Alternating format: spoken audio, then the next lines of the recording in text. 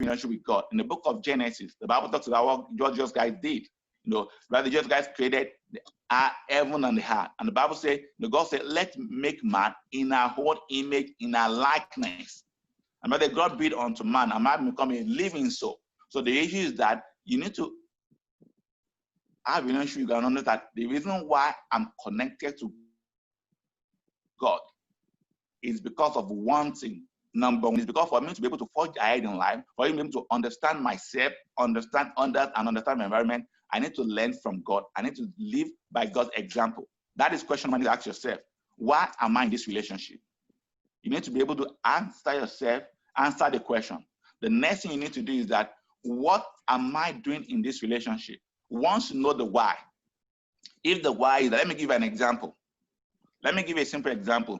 In the book of Genesis, we look at the story of Joseph. Joseph was taken to a strange land. And at the end of the day, he was taken to a Potiphar's house. But Joseph understood why he was in Potiphar's house. He understood that I'm there for a reason and for a purpose. I'm there to do what? To live my value as a Christian.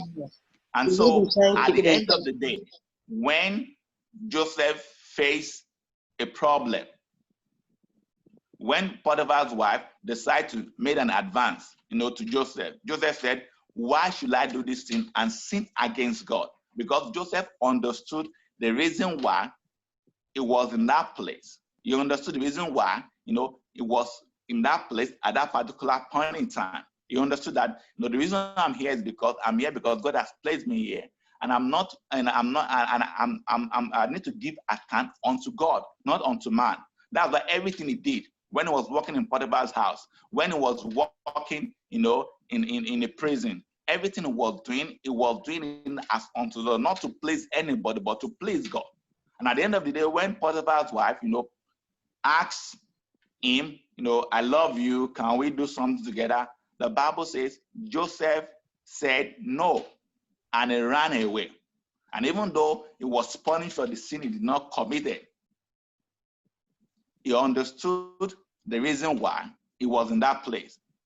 So what am I telling you? You need to understand the why. You need to understand what you are doing in that relationship. You need to understand, how do I need to maintain that relationship? I need to understand when. Some of us are in a relationship that is abandoned and you are still in that relationship. You need to understand the time.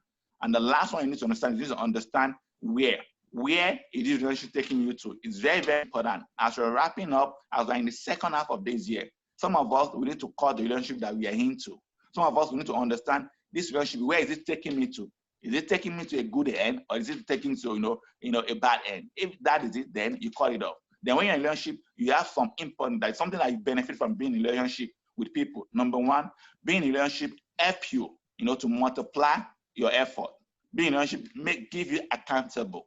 Make you accountable to a lot of things. Being in a relationship help to multiply your effort, increase you, give you accountable, make you productive, and cause a revival in you. So I just want to encourage everyone that is listening to me right now that as you're going, as you're starting this second half of this year, make sure you sit down and take a retrospect of your life. Take a real relationship that you're into right now and ask yourself that question, all these questions: why, what, how, when, and where. And thank you very much. God bless you. Wildlife, right in the name of Jesus Christ, I really appreciate you for giving me this time, to talk about relationship. God bless you. Thank you very much. Oh, wonderful. Thank you so much. Pastor Olumide Ajigini from City Life Church, Chicago, the CEO, Bridge Missions International. Thank you for that wonderful session. So without wasting too much time, we're going straight to family session with the elections. Team elections. Team elections are the ones having the floor now. Team election, they are having the floor now. I'm looking forward to this session. I'm looking forward to this session. Team Election, you are up now. How are you? Where is my engineer? God bless him. She's coming. Where is our engineer? How are you doing? Thank you so much. Challenges are meant to be solved all over the world. Challenges are meant to be solved all over the world. So what we experience today is one of the beautiful things of why we are humans. Thank you so much. Ladies and gentlemen, let's make welcome the superstar of the family session in the person of Tunde and Bridget Elashin, aka Team Elashin. Thank you. Over to you. Over to you now. Over to you. Can you hear me?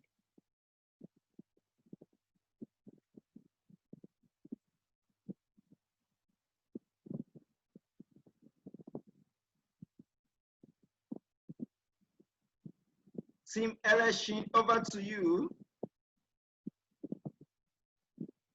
Can you hear me? Hello, Team Elesh. Team Election. Thank you. Okay. Can you hear us? Yes, we can hear you loud and clear. Okay, good. We'll go straight to it. So my name is Tunde. My name is Bridget Elashin. Thank you very much for inviting us to this session. We believe strongly another opportunity to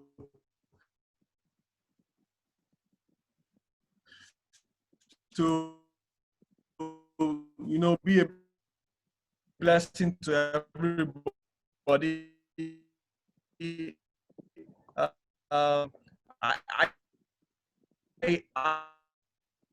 I want to thank you, sir, for what God is using you to do. It's a privilege.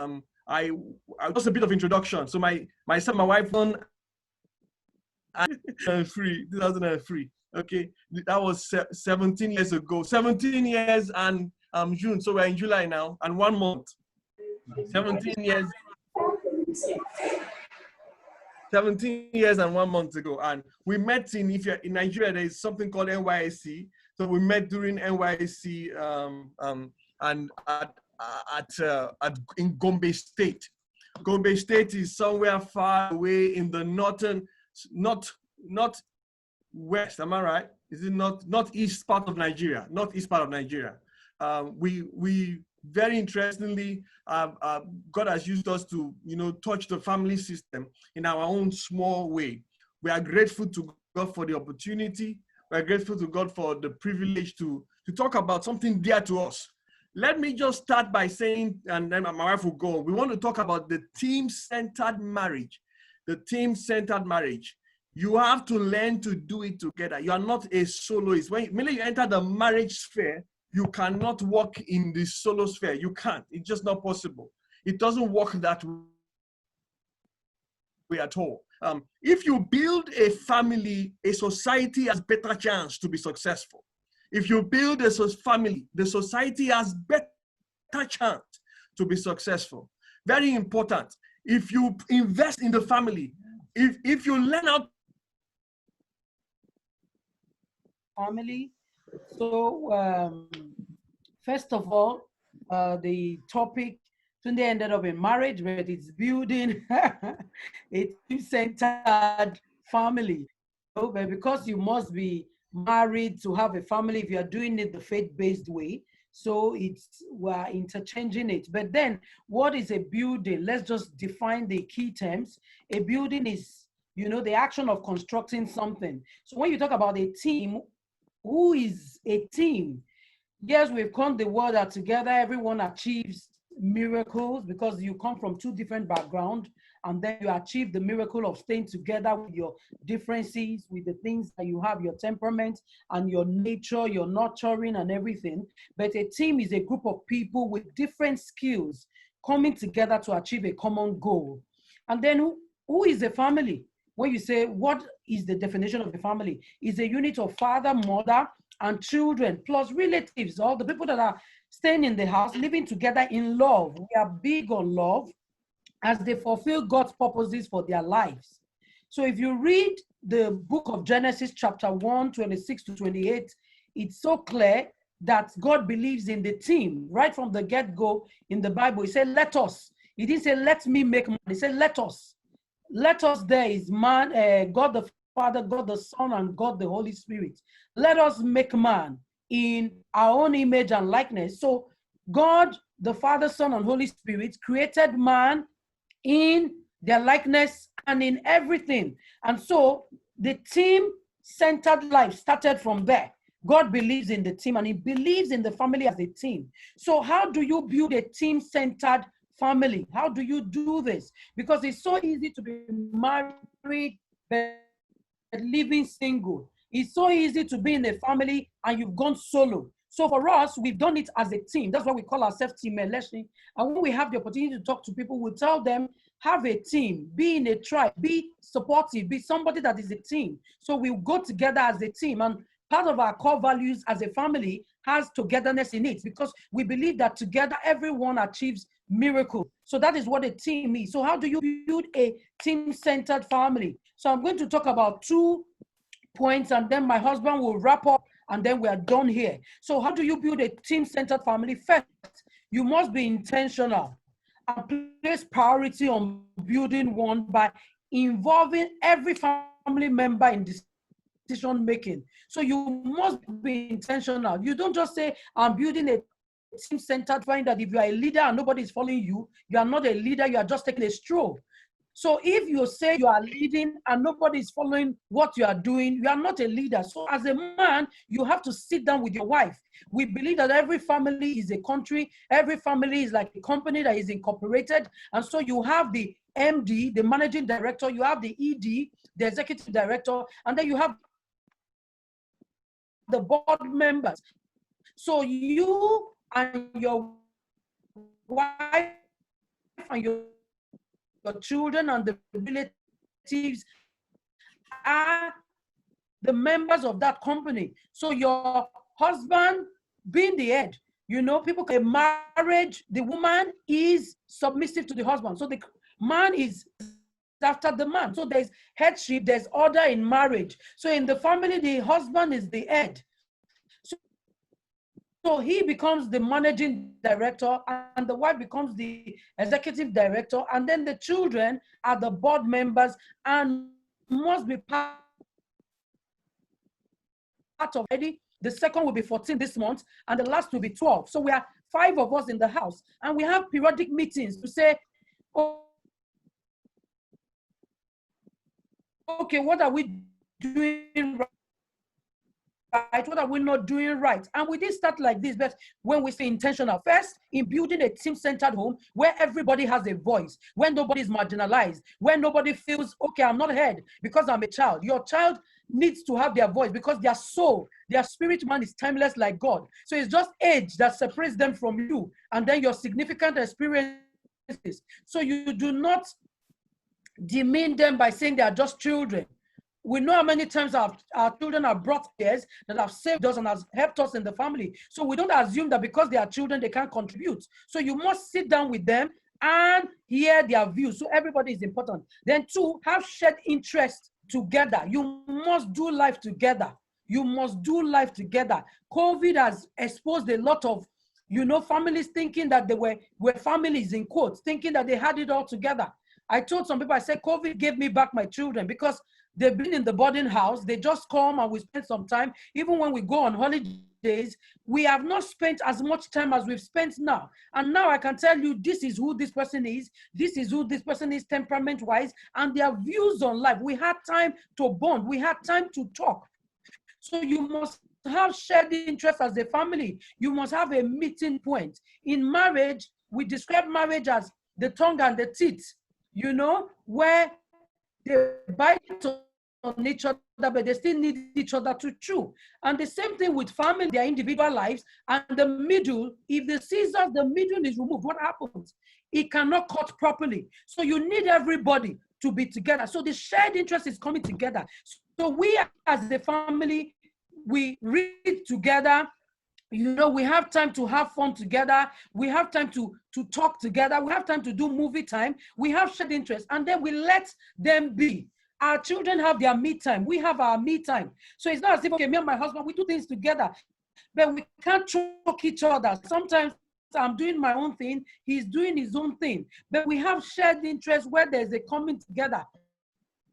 Our passion to coach family, do things that we are doing, this is our shared interest. We are together here. But I have other things that he's not so involved, but it's the same thing with us. So you must do life as a family. So today. Okay, thank you, Bridget. So very important, we are talking about the team-centered marriage, the team-centered family, yeah. which starts from the marriage, yeah. and then goes to every member of the family.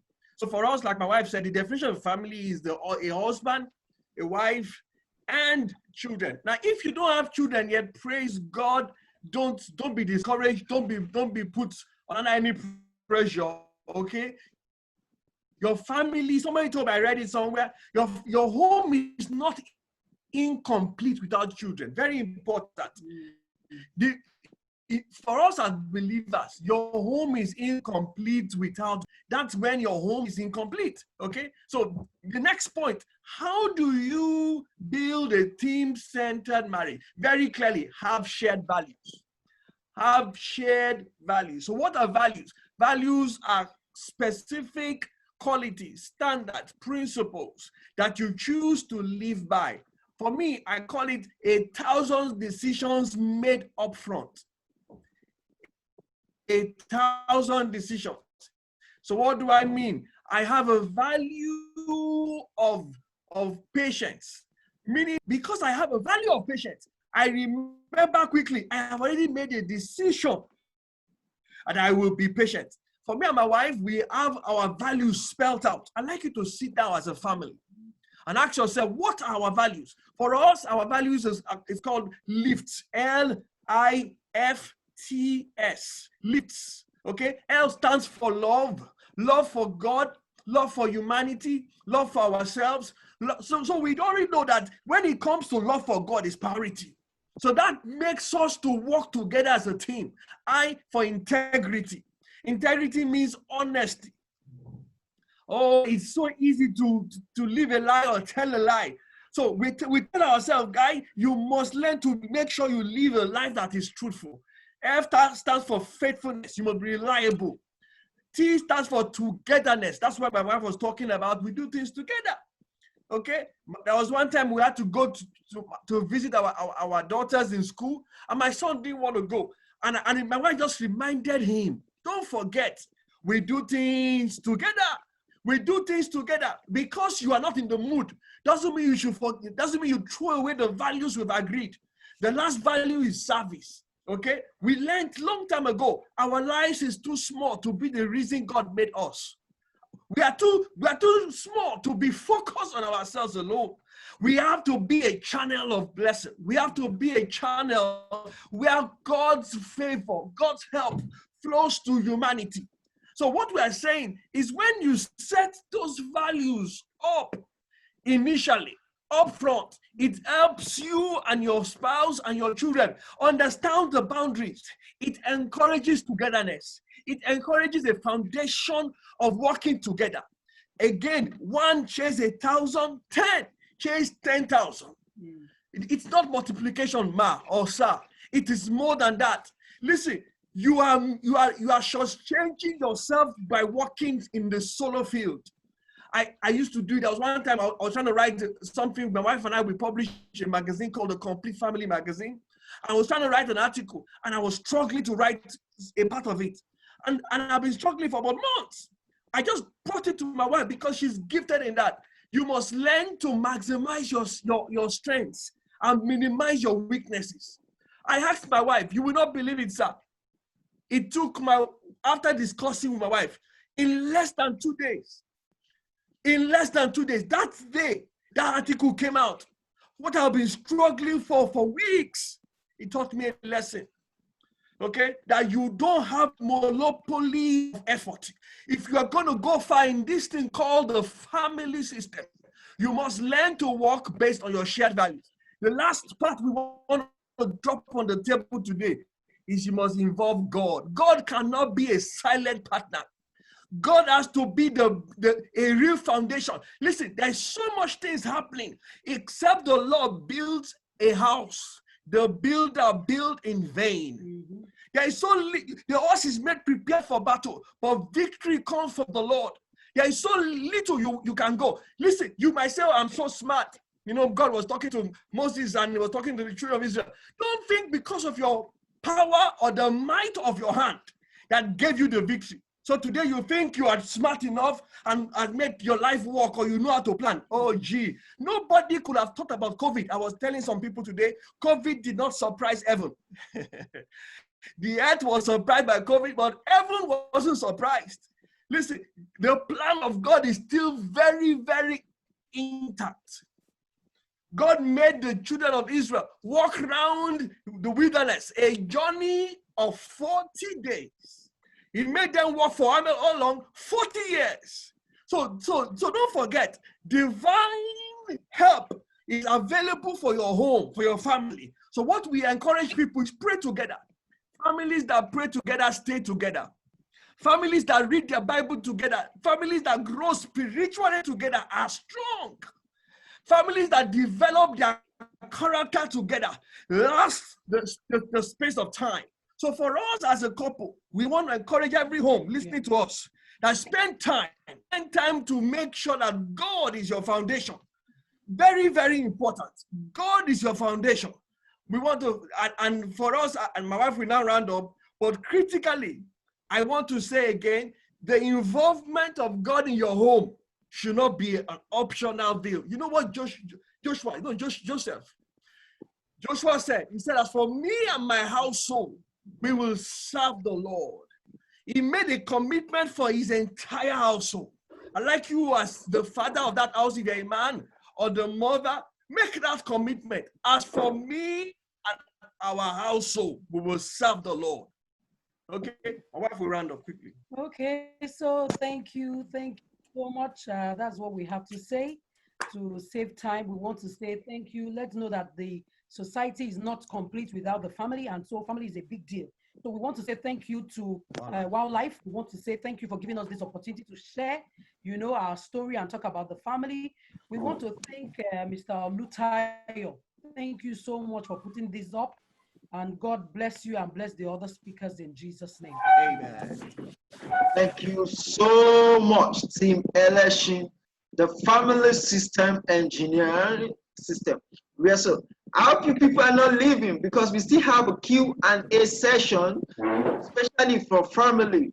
Ladies and gentlemen, we have Titi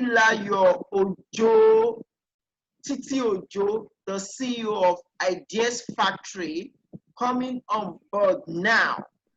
While after that, we'll be having a email session with Mrs. Fumilayo Babajide Adebite.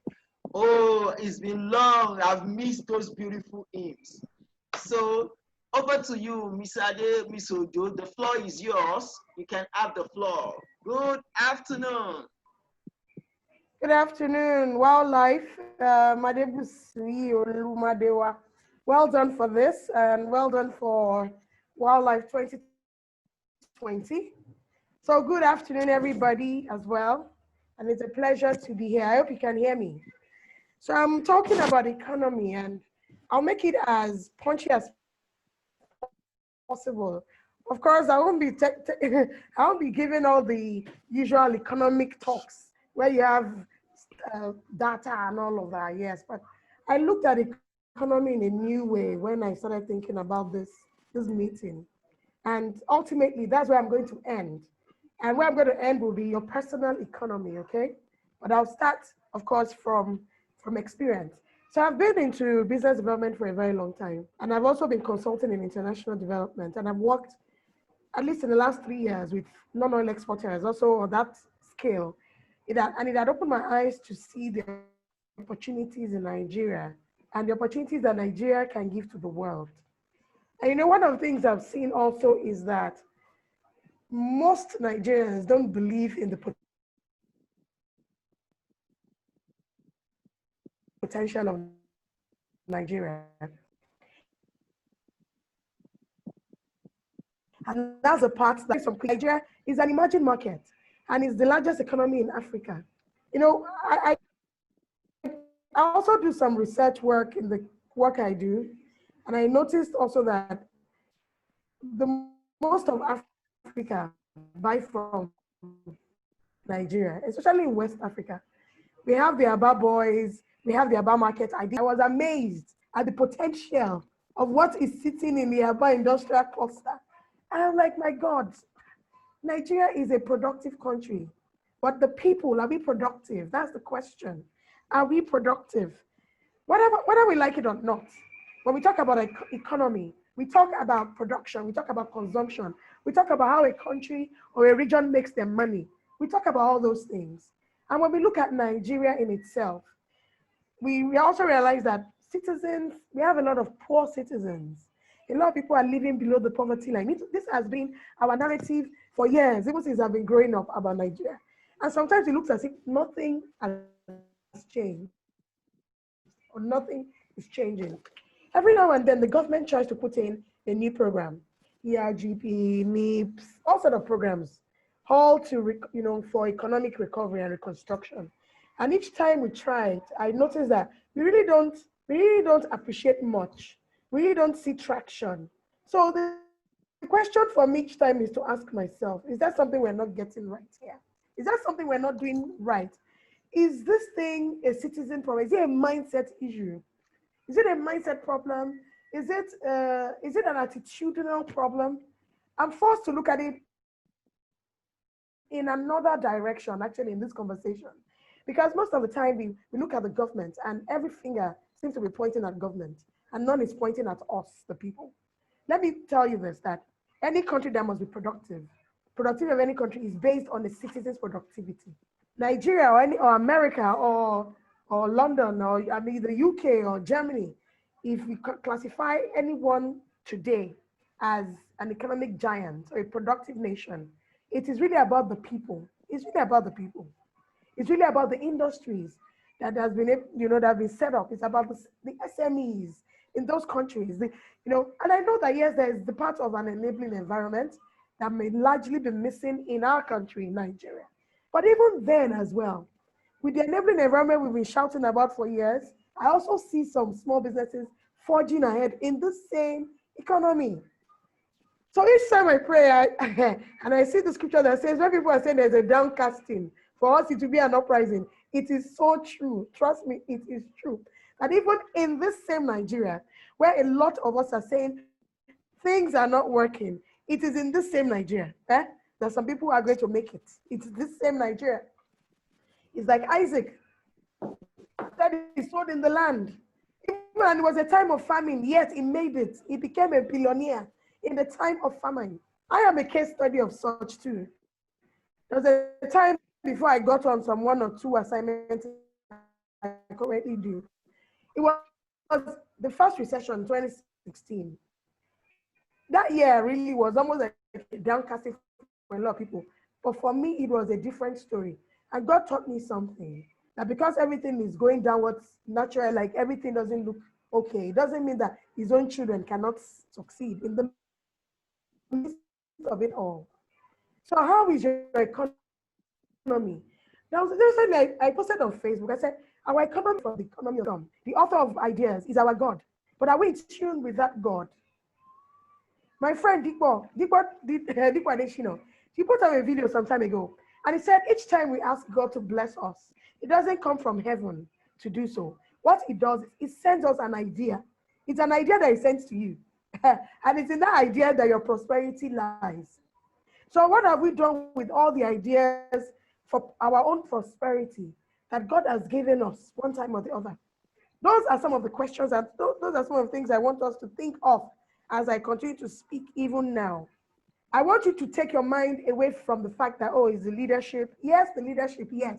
But I don't want to talk about it because it's not what I want to talk about. Okay? So it's corruption. Well, yes, corruption is part of the problem. Yes. But you know what? I keep saying it also that the leaders, they are not coming from another planet. They are from among us. So really, the change we seek is among, that change is us. We are really the change. We can't point fingers to somebody else. It is us. We are the ones that must take steps for the economic prosperity of our country and also of ourselves. Because when we prosper, our country will prosper in return. When you prosper, he said, above all else, I pray that your soul is a thought desire. And in Genesis, he said, be fruitful, multiply, replenish the earth and subdue it. What does that tell you? That the power to make wealth has been given to you from creation. How many of us have been able to make use of it? How many in Christ? Each time I ask myself, in the marketplace today, how many giants of faith are there doing big things that we can make reference to? Recently, I listened to, what's her name now? Now I've forgotten. Ibukwa Oshika, yes. And a 5 minutes video, amazing, amazing. And she talked about how she made up her mind about the business she's doing today. And she made up her mind to do the right thing, that she will do the right thing. And that has been her creed, God helping her. And today, when we're talking about Ibukwa Oshika in this country, she's a giant of industry, a beacon in enterprise of enterprise, of what enterprise should be.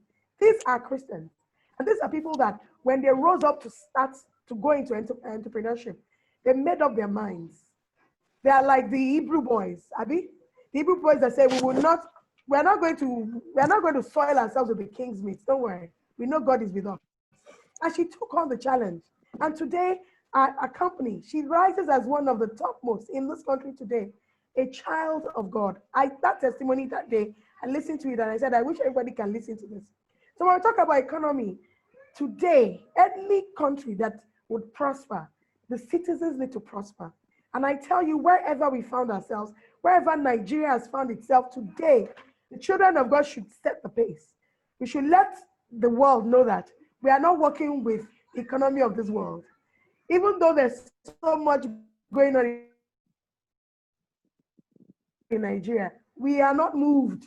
You remember the song? Yeah, I mean, we sing the songs all the time, but yet our confessions don't even say it. We are back to say, oh, this country, this bad, nothing works here. Whereas we're in church lifting up hands, and we're like, we're not moved by what. So sometimes it's like, what we say and what we do are worlds apart. Is it that we don't believe what we say? We don't believe our confessions? Sometimes I've asked myself this same question. So let me quickly run through some of the things. I put some key things here. UNIDO in 2017 did a research and mentioned that 20%, and only 20% of our small and medium enterprises in Nigeria succeed above, I think, the first 2 years. Can you imagine? So the other 80% just dies off. Some in 6 months, some in 3 months. They don't even survive. And I know some of you are in this room. You want to be a giant of industry. Good, beautiful. All right? Let me also introduce this terminology. Some of us have also heard what we call entrepreneurship. So some of us are not even setting up businesses. We work in government. We work for other people. But we work with the entrepreneurial mindset. And we grow the places that we work for. So either you are growing your own industry or you are growing another industry by virtue of your skills and experience and your professionalism. Whatever way it is, everything adds together for the benefit of the economy of where we live, where we reside, where we are from. And that is Nigeria. We're first Nigerians. No matter where we are in this world, you can run to the UK, you are still a Nigerian. You even write it there, oh, I'm a Nigerian. And we're super proud of it. Because I tell you that Nigerians are industrious to work. God himself will crown your efforts. The theme today is Pathway to the Road Ahead. What is your vision? What is your vision of your own economy? One thing you should look at is, or one thing we should get rid of, is to have the wealth mentality rather than the poverty mentality. Children of God, children of the kingdom, we need to get done with poverty mentality, and we're on the wealth mentality, which says you can become anything and anything. I tell you, you can become anything. And one of the things I see in the work of God, in this work, when it comes to enterprise, when it comes to economy, is doing the right thing and not giving up too soon on where you can be in another few years. I'm talking to some people here today. Don't be fooled. Don't be fooled that things are not working for some people in this country. Yesterday, I had an event, and I had someone that was in that event that spoke about herself. The lady runs a global outsourcing company, and she consults for countries, she consults for businesses in Japan, in the US, in the UK. Huh? She has clients that they're outsourcing all their operations, key operations to her in Nigeria. She's running she has lawyers in her employment, and they're delivering services for companies abroad. And she said something yesterday. She said, TTC, one thing is, I had to get it right and get it right, because it's about quality. It's about quality service, and I cannot jeopardize that. And because she's been able to do that for years now, our clientele keeps increasing globally. So if that can happen to one single Nigerian that doesn't even have a godfather anywhere, why not you? There's a man called Tiger Foods, Mr. Don Ebibogu. His product is almost in every home in this country. Not even Dangote. This man, Google him, Tiger Foods. He started from very humble beginnings, but he put his hand to this plow and never looked back. And today, his enterprise is speaking volumes. Every one of us have not even met him, but his product is in our houses. And if today Nigeria is looking at one of our most industrious, it will be on that table. So why not you? When you do well, your country will do well. When you prosper, your country will prosper. There's a relationship there. You cannot separate yourself. If you're looking at Nigeria as a Jerusalem of some sort, then you have a role to play in the economy of this country. And I want you to be productive. I want you to be productive. I want you to do things right. I'll run through 5 things. 1, believe that you are created to be fruitful, because that is God's plan for you. Believe that. Once you understand that part, and never consider yourself too small to make a difference in this economy. Never consider yourself too small to do so. Never, never, never. Number 2, have a wealth mentality and not a poverty mentality. Never see excuses. Never magnify excuses, but always see results. See yourself as making it, because as much as that is your narrative, you will get there. Number 3, be a solution provider. And that idea that God gives you is a seed. Is a seed. Don't waste that seed. Each time you pray to God that God improve my economy, I want to make it in this same economy. I want to be notable amongst the giants of industry. I tell you, it's an idea that God sent to you first. So be a solution provider, and that idea is the seed. Number 5, learn to work with people. Learn to work with people. Learn to work with people. Yeah, that's the word. Learn to get people on your team, people that can work with you. And one idea may be, I want to do a certain thing. Look for other people that can complement what you want to do and work together. Learn to build a working alone. Don't you forget that. And I think two other points from that is, let me see if I have 2 other points. But let me just round this up because my time is up. Let me round this up. I've mentioned this over and over again, that you are connected to your country. You cannot remove yourself from it. The prosperity of this place is your prosperity. The world is waiting for you. I hope you know that. Even the scriptures makes you understand that the world is earnestly expecting you, your manifestation.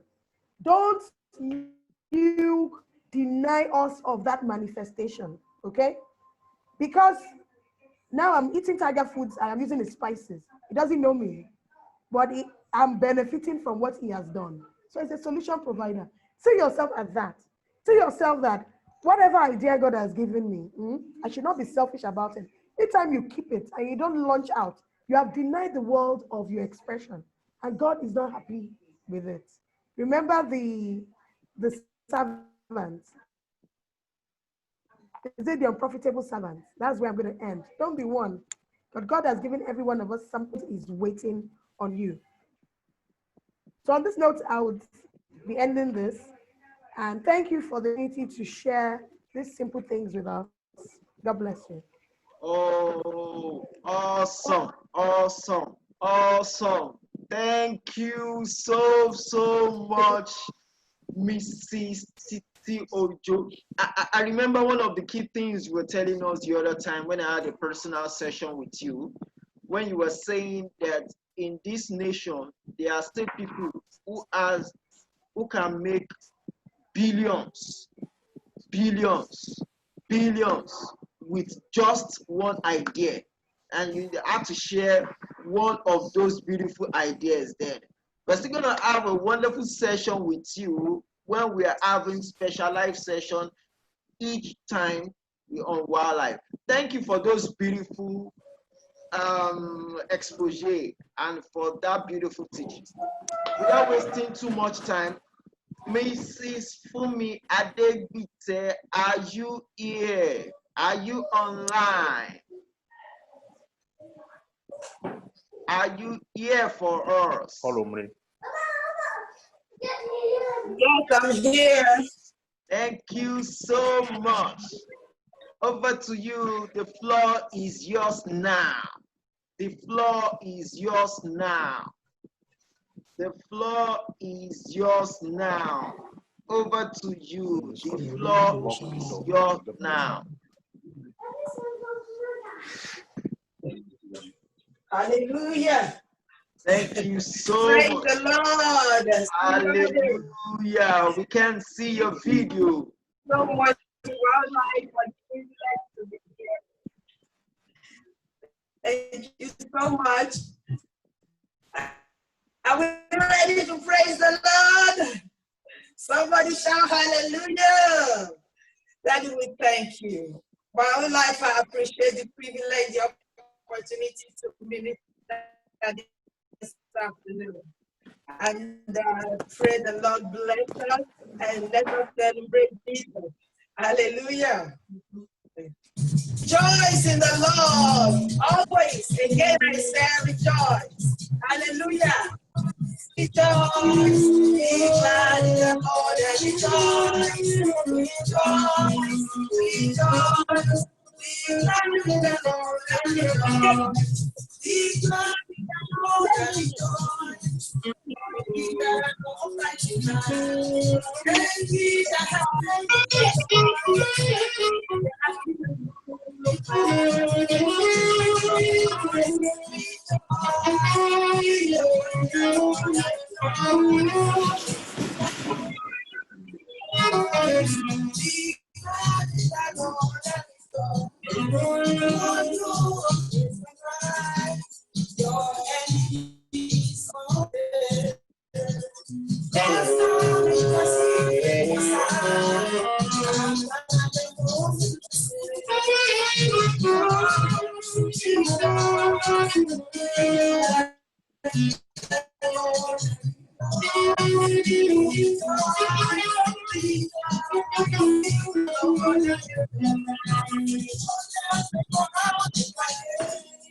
that's right.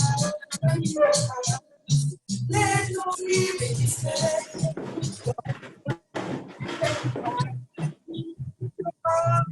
Rejoice, be glad in the Lord and rejoice. Rejoice, rejoice, be glad in the Lord and rejoice.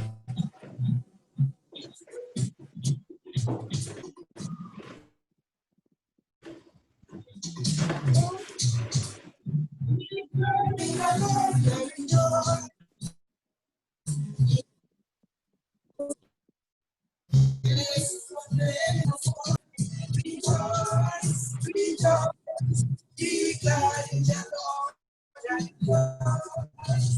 Rejoice, rejoice, be glad in the Lord and rejoice.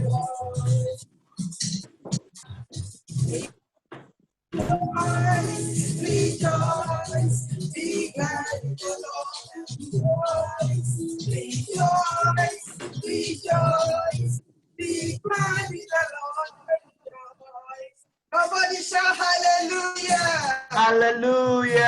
Amen. Amen. Are you ready? Yes.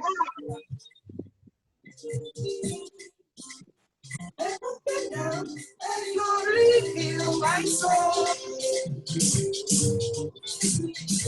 When I get lost, I said you're ready. My sins were washed away. And my life was not today. Open down and glory fill my soul. Are you dancing?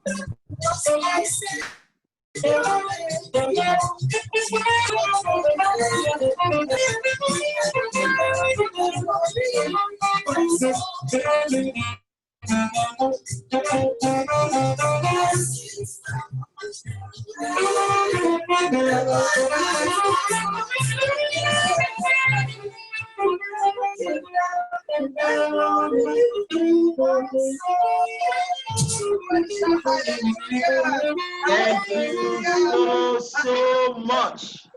We are grateful for that awesome session. Thank God. Me awesome. Thank you. You are coming back in Yes, sir. minutes. Thank Definitely, we still have to rock those ones because those voices, they are not of this world. They are angelic voices. Thank you so much. Thank you so much. Hallelujah. We are having, Amen. Thank you. yes, we are having another session with the vice president of NIPAN Nigeria, Mr. Femi Adelusi. Are you here, sir? Can you hear me? On comment. On right there. So I want God bless you, man. That was just to me on your comment. So you can see me. I am only comment. That's the goal. No, let's go. Equalizer. Good. Hello. Yes, I can hear you loud and clear. Good afternoon. Can you hear me, sir? Yes, I can. Thank Thank you you. so much. I wouldn't know why your visuals is not showing. Okay, I'm sure you can see me now. Oh, I can see you. Yes, I can see you. Thank you so much. I'm actually looking forward to your beautiful session. Before you start, I would like to read this. A key player in media and marketing industry in Nigeria. Femi brings over 25 years experience, 25 years postgraduate experience in marketing communications. He has an MSc and MBA from University of Benin, alumni of Lagos State Business School, a member of the Chartered Institute of Marketing UK, Ashburn Marketing School UK, and Bocconi Strategy and Entrepreneurship School, Milan. His early work experience include Virgo Limited, a Tequila, Nigeria. He was the first director of strategic and planning at Media Reach, OMD Nigeria. He then joined Coca-Cola Nigeria as the media director, media manager, overseeing media strategy and implementations in Nigeria. And then Unwebu region, Northwest Africa business unit. He left Coca-Cola to head integrated marketing communication at Guinness Nigeria stroke Diageo, leading media strategy, agency, and transformation. Femi, he is current president, the current president of Media Independent Practitioner Association of Nigeria, MIPAN, and also the vice president, International Advertising Association of Nigeria chapter. He is a full member of Advertising Practitioner Council of Nigeria, AMCON, and director on the board of Alphabetic Media Academy Nigeria, the chairman of Shiba Event Center and founder, Marketing Communication Group that comprises of Brand Eye Media, Brainbox Marketing Services Limited, and DigiBrain. Uncle is married to Larade Lucy, the CEO of Shiba and DFK Events Limited, blessed with 3 teenagers. Ladies and gentlemen, join me in welcoming to the line now, Mr. Femi Adelusi on the topic media. Thank you. The floor to you, sir. Yes, thank you very much, Mr. Adebusui. Thank you so much. It's a pleasure being on Expression 2020, the pathway to the road ahead. And thanks for the introduction. I have a presentation, so I would love to share my screen if that's okay. It's okay.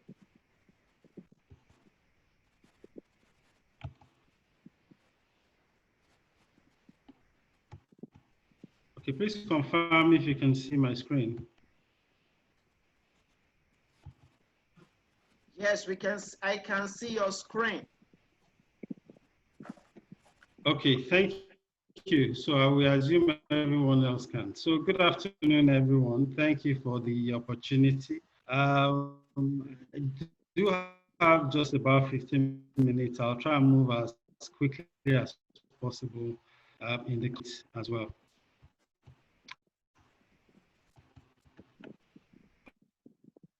Okay.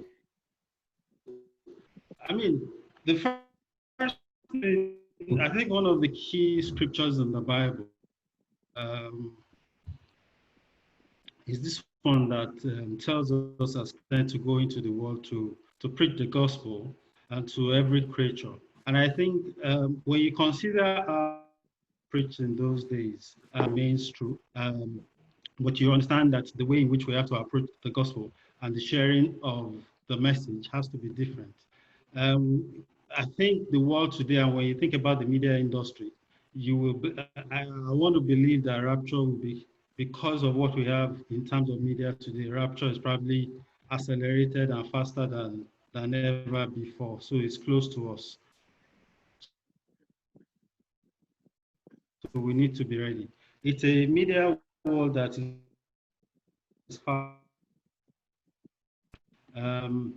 but before I go into that, we must understand that we live in very challenging times, unique times. So the pandemic, the way we fellowship and gather as Christians. Obviously, also that has affected Nigeria as well. The world and Nigeria is at a point where we probably have to choose between lives and livelihood. But the fact is without both.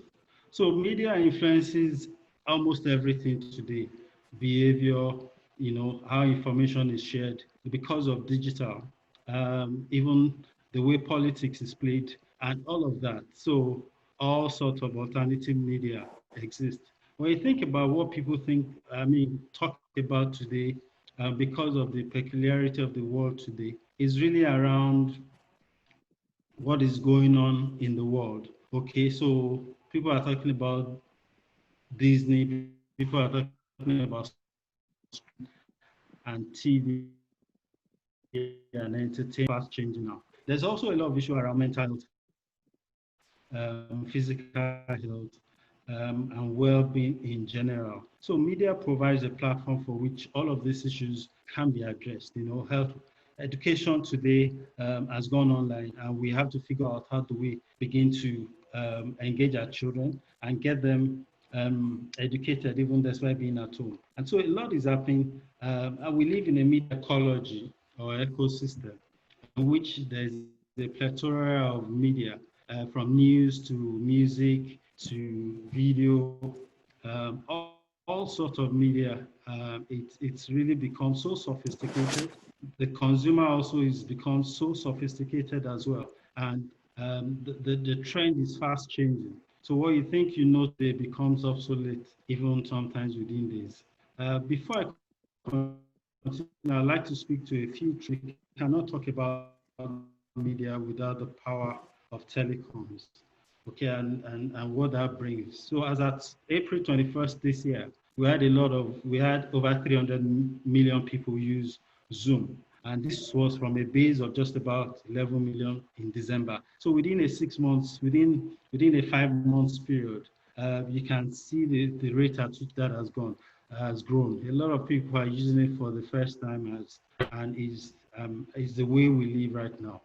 There's a lot of controversy around the 5G technology, whether we believe the conspiracy theory or not. The world is changing, and it's going to change everything.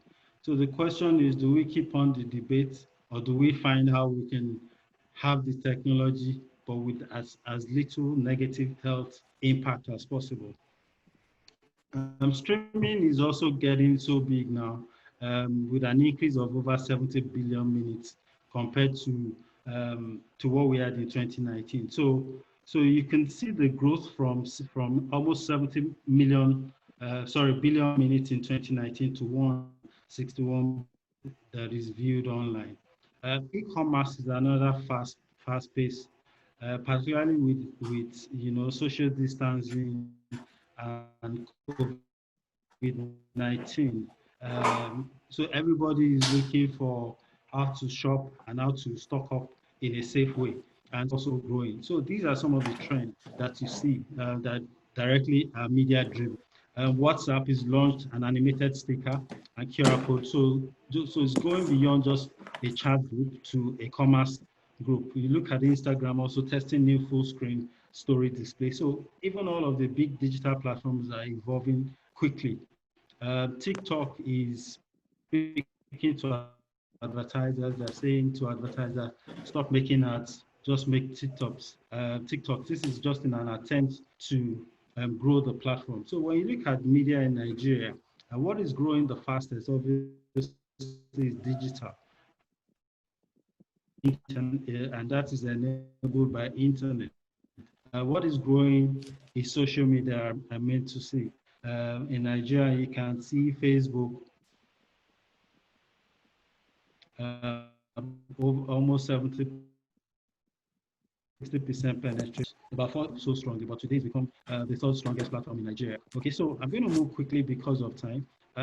Facebook used to be a platform in my own time, social media of my own generation.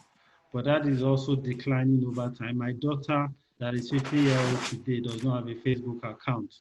But obviously also you see her on other social media platforms. So there's a lot of media plurality generally, and this is brought about by some of those things that I've talked about. It's also brought about by the fact that we've got a very youthful population, the millennials and the Gen Z. And for you to understand that, so the millennials are those who are 23 years old, and these guys have very high appetite for technology and for social media. And because of that, and also because of the technology advancement that we see, AR, the Internet of Things in totality, the media landscape is so dynamic today. And technology is also impacting the way we live and the way we work in the workplaces. Obviously also is impacting on politics. So all of these changes in technology is what is feeding into media. Another trend is in terms of payroll. Everything is also moving to smarter ways of paying.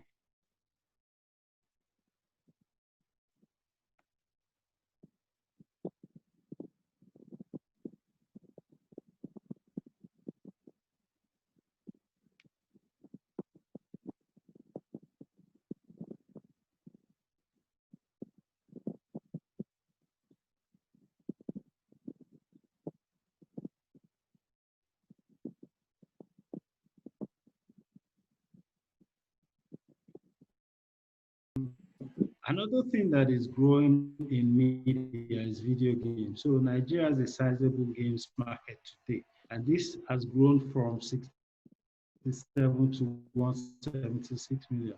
The question really is that we don't do, I mean, how do we leverage this? These are all various opportunities in which gospel can be shared, in which communities and families, relationship can be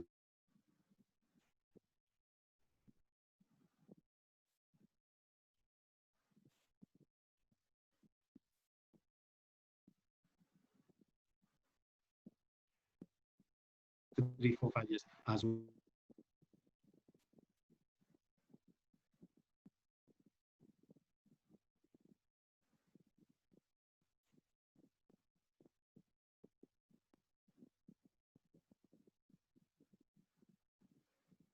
We need to engage with it. Okay, there are so many issues today that drives conversation. One is, racism.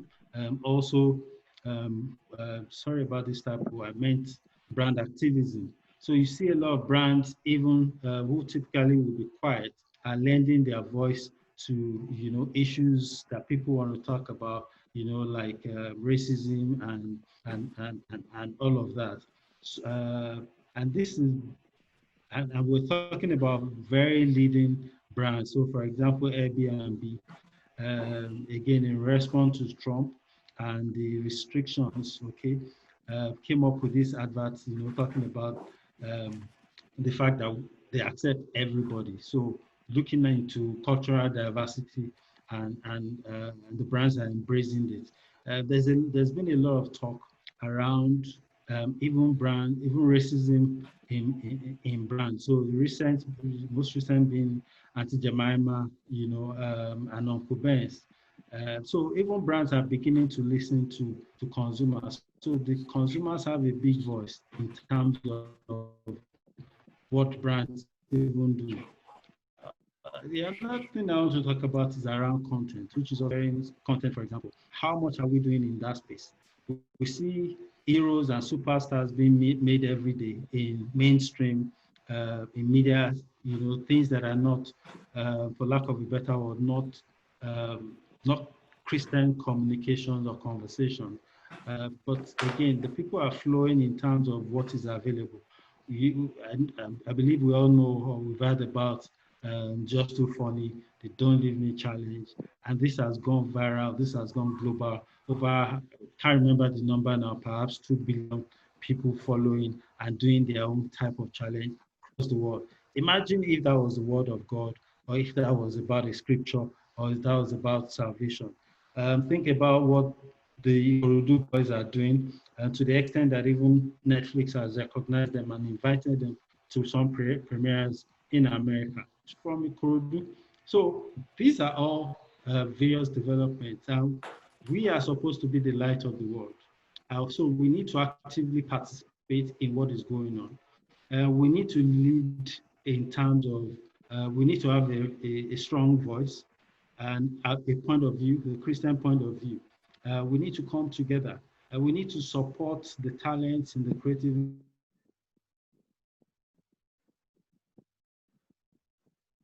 of platforms that allow them to bring forward their talents. Okay, and we need to have messages that are that stay on the wall, that on the word of God. You know, we cannot allow to leave technology and media in the hand of the world without being involved at it. We need to support all the various vulnerable groups, even pastors. When you think about the media today and the negativity around, the men of God and things like that, and how quickly these things move on, we realize that we need a lot of support children or girls, against rape, support for teenagers, single parents, widows, against addiction and things like that. So these are things that we can do with media.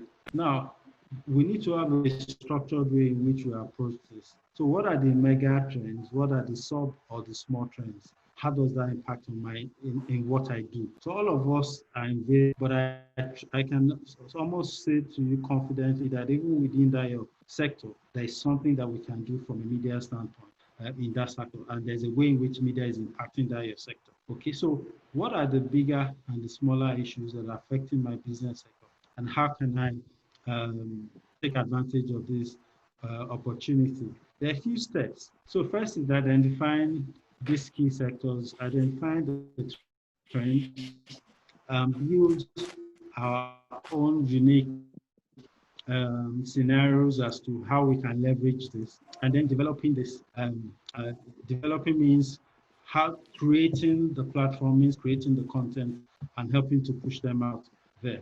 As Christians, we must adapt, we must adopt also. So it's a bit adapting to the changes in the environment. It's also about adopting some of these platforms and let them impact. I use the scripture about the sons of Issachar. The Bible says they understood the time, the signs of the time. They were very tactical. Understanding means having the right knowledge and judgment for the right decision making. And that's what we need to do as Christians. And we must own some of these niches and not just leave them in the hand of the world. Okay, we know that the fivefold ministry is about apostles and prophets and evangelists and pastors and teachers. But also beyond that, also while we're in our various businesses, we must be able to fulfill whichever ministry we've been called to and leverage that. Okay, we need to influence things like music, things like movies, fashion.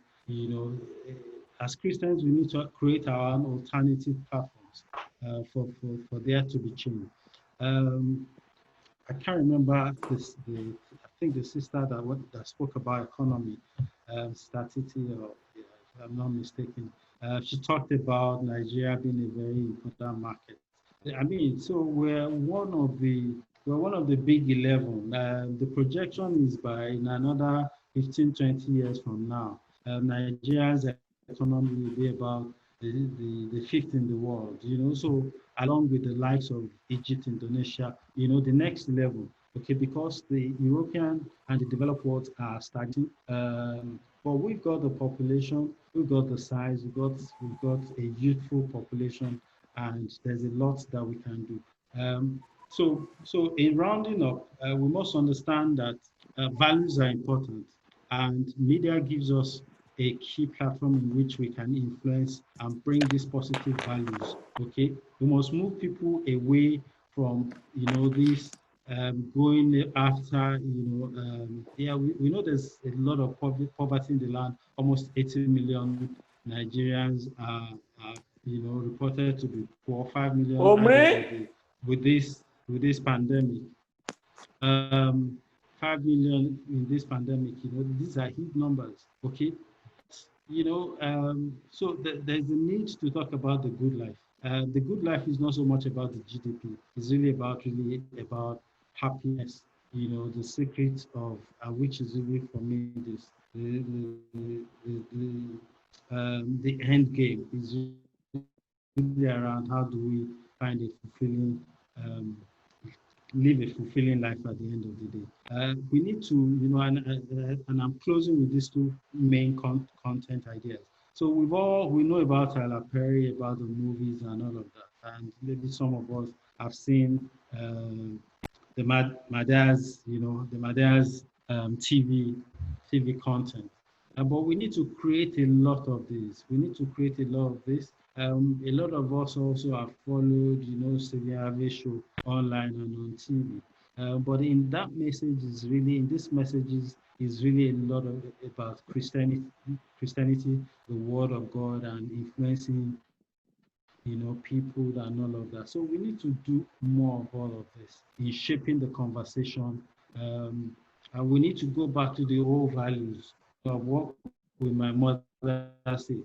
Remember the son of whom you are. Remember that you're a child of God. These things, despite the trend in the world, cannot go out of fashion. So that is what I've got to share.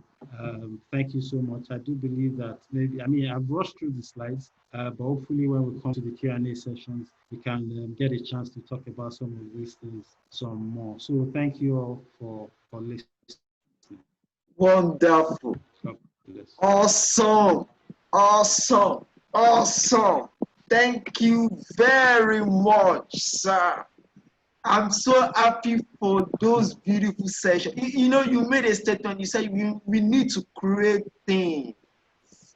In fact, that's one of the things. You said we need to create content. That the Christians need to shape all those things.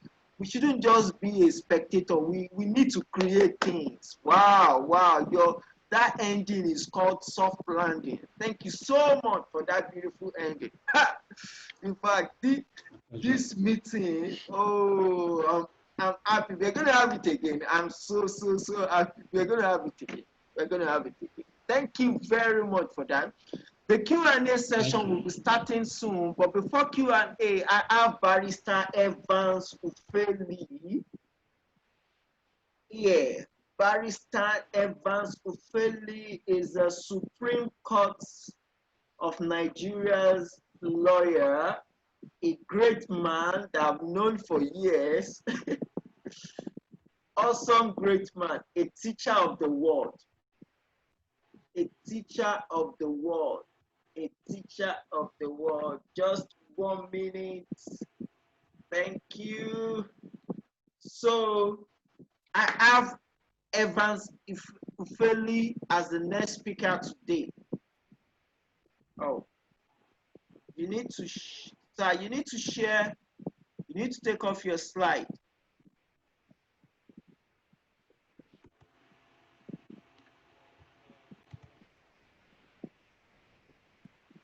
I'm off now, right? Please confirm. It's still on. It's still on. Thank you so much for that session. Are you going to give us those slides? Yes, certainly. Why not? Wow, thank you so much. So while we're working on that, Evans Ufeli had his formative years. At the Air Force Base, Port Harcourt, Kaduna, Lagos, before he discovered Etua, his hometown in Delta State, Nigeria. He studied at University of Jos, the Lagos State University, Nigerian Law School, and at the Writers' Bureau, Manchester, England. He's an attorney at the law and a writer with strong craving for the better society. His recent work, The Gathering of Tribe, which is second work of fiction, is the convener of Cadre Advocacy Center. a non-government organization that provides legal support of indigent citizens. Is a renowned reformist in his social cause and fight for justice, never shying away from taking on the causes of underrepresented and downtrodden. Ladies and gentlemen, join me in welcome Barrister Evans Ofeli. Over to you. You have the floor, Barry. Barry.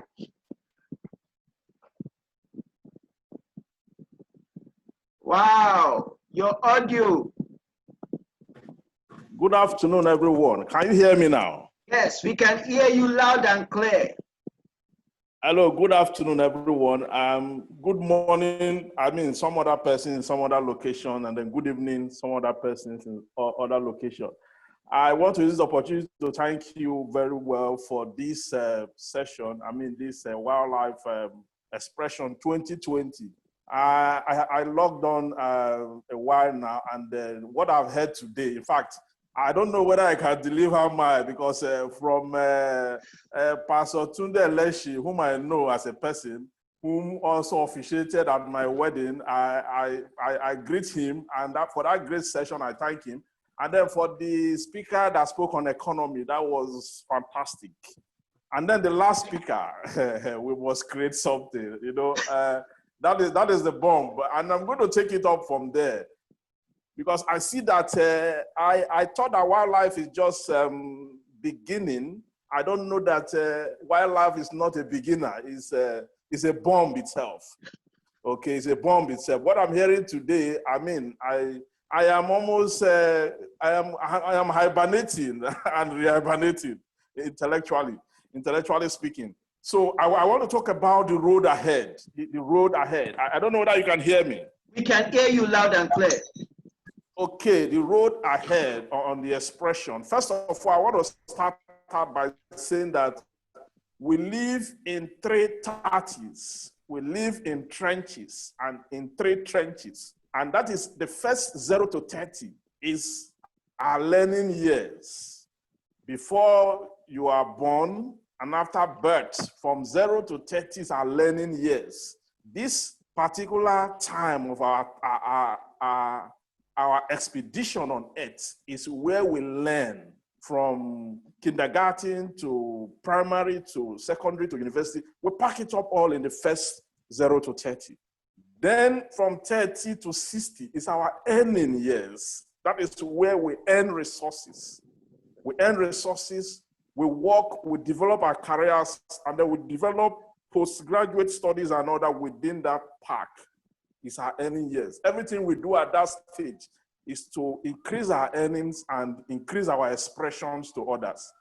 Then from 65 or from 60 to death, 1991, depending on the grace you have and the purpose of God for your life, is what we call the yearning years. Now, coming to the road ahead, some persons are at their learning years. As we speak now, some are at their earning years, and some are at their yearning years. Wherever find certain philosophy or certain understanding about the road ahead, and one of which I want to talk about is that there are 2 ways to get ahead in life, basically, and one of those ways is to develop linear thinking and develop what they call the complex adaptive thinking. Okay, linear thinking talked about the status quo. It talked about the stereotypes. You go to school, you graduate from one class to the other. After school, you start a business or you work for a while, or you work and then achieve success through that linear equation. Okay, a lot of people have chosen that path, except that the world has changed now. Okay, today research have come to a conclusion that it is easier to get ahead with complex adaptive thinking. And what is complex adaptive thinking? It talks about creativity. Complex adaptive thinking says that great things of the world look around simple things. That the greatest invention of the world looks around simple things. That is why those who develop the principle of complex adaptive, when they set out to teach you about invention or creativity, they ask you birds. They ask you to go and study ants. They take you to study, grasshoppers, butterfly, because within those simple natural things, where natural order lies the greatness of invention and technology. That is why, as far back as into time, King Solomon referred his followers to go to the ants. He referred them to go to the ants Proverbs to learn their ways and be wise. Solomon was teaching far back into time the principle of complex adaptive. That is exactly what was introduced, or what he introduced to people at that time. That if you look at the ant with their stature and their level of organization, the way they plan, the way they carry out strategy, and the way they operate, you'll find out that you can pick deep strategy in business, deep strategy in military formation, deep success strategies from these common things that we think are not very important. So complex adaptive is talking about creative thinking. It's talking about thinking outside the non-linear equation, where you develop, that creative process, okay, to get ahead. I know that if we are talking about getting ahead in a career, for example, if you're a lawyer, for example, or you are an economist, for example, it will require that you develop your skill. It will require that you work, or you consult, or you save money, and then you develop businesses and then move faster ahead. But complex adaptive may not go through that route. Complex adaptive may skip you maybe gathering resources, okay? May mean that you go and develop research, develop a new principle of economics yourself through creativity, so that you are not just following the economic trend that is laid down already. You are also creating a blueprint for nations, to consult for businesses, to consult for big economies of the world. That is what complex adaptive means. And how do you get into complex adaptive? Is to go around to look at simple natural things, how they operate. From there, you have the capacity of the energy of those things transmuted into your intellectual device to move ahead. So when we're talking about moving ahead, it lies solely and majorly by our capacity to develop creative thinking, which is complex adaptive. Now, having said that, one other position we need to understand when we get into that creative net and acquire power, we need to understand the character of power. The character of power is very important in your way to the top, in whether you are a student, whether you are a CEO, whether you are a manager, top level, middle level, or first level manager. You need to understand the character of power and the politics of human cohabitation, okay? One of the things that will take you faster on the road ahead is character. Character and competence. Those are the two major blocks that is most likely sure that will take you to the road ahead. Competence. Developing competence in your field of study, in your area of discipline, and developing the competence creatively, applying complex adaptive to redesign, reposition, and make common strategy uncommon. Okay? What I mean is that the competence I'm talking about is not conventional competence. It's not the kind of competence that is known to your profession or career. It's the kind of competence that you have employed from cosmic energy, from your close contact to the principles of complex adaptive, from your close contact with natural sequence, like the little animals animals I just talked about. It gives you uncommon competence and not conventional competence. Because when you have uncommon competence, it takes you far and higher. Before Daniel and the Hebrew boys rose, okay, they were other people who were consulting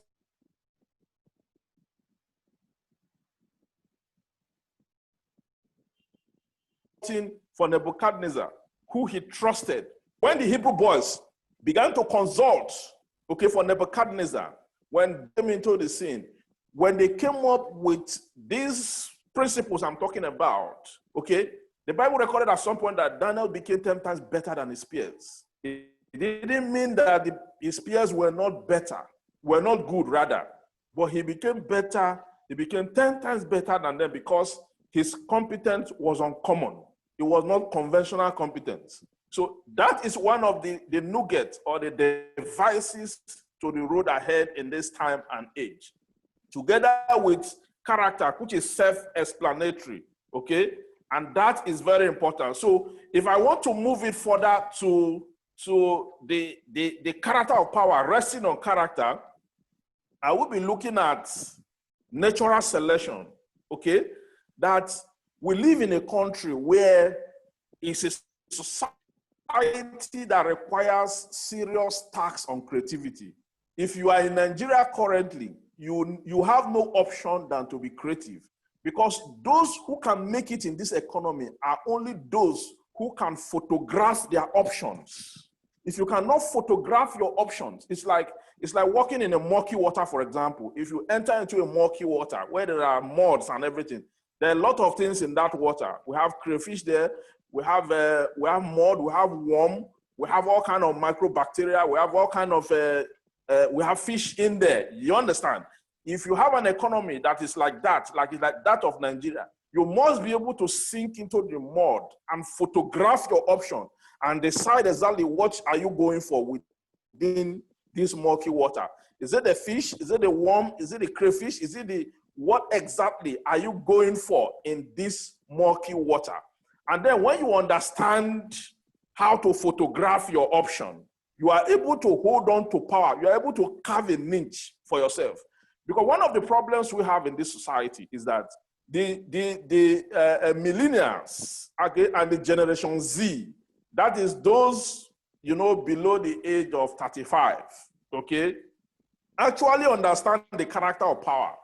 That is why you see they want to live in big houses. That they understand the character of power. That is why you see that they live in big houses, they live in mansions, and they want to expand that option to make sure that they cover the entire space and expand their space to wage war against hopelessness. Okay, they understand it.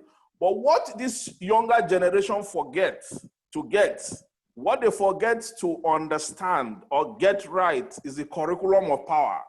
They skip the curriculum of power because they are not patient enough. Because they believe that having gone to school, they have this premonition that once they come out from school, there will be a platform upon which they will walk on to get to the road ahead. Now they are out of school, there's no platform. So they take on to cybercrime. They take on to all kinds of vices, kidnapping, okay, and then banditry, insurgency, militancy, and all that, just to fill the void, just to be able to grab economic power. They skip the curriculum of power, and that is why later on in life, they find themselves behind bars. So my admonition to them, the Generation Z and the millennials who are watching me, is that you must not skip the curriculum of power.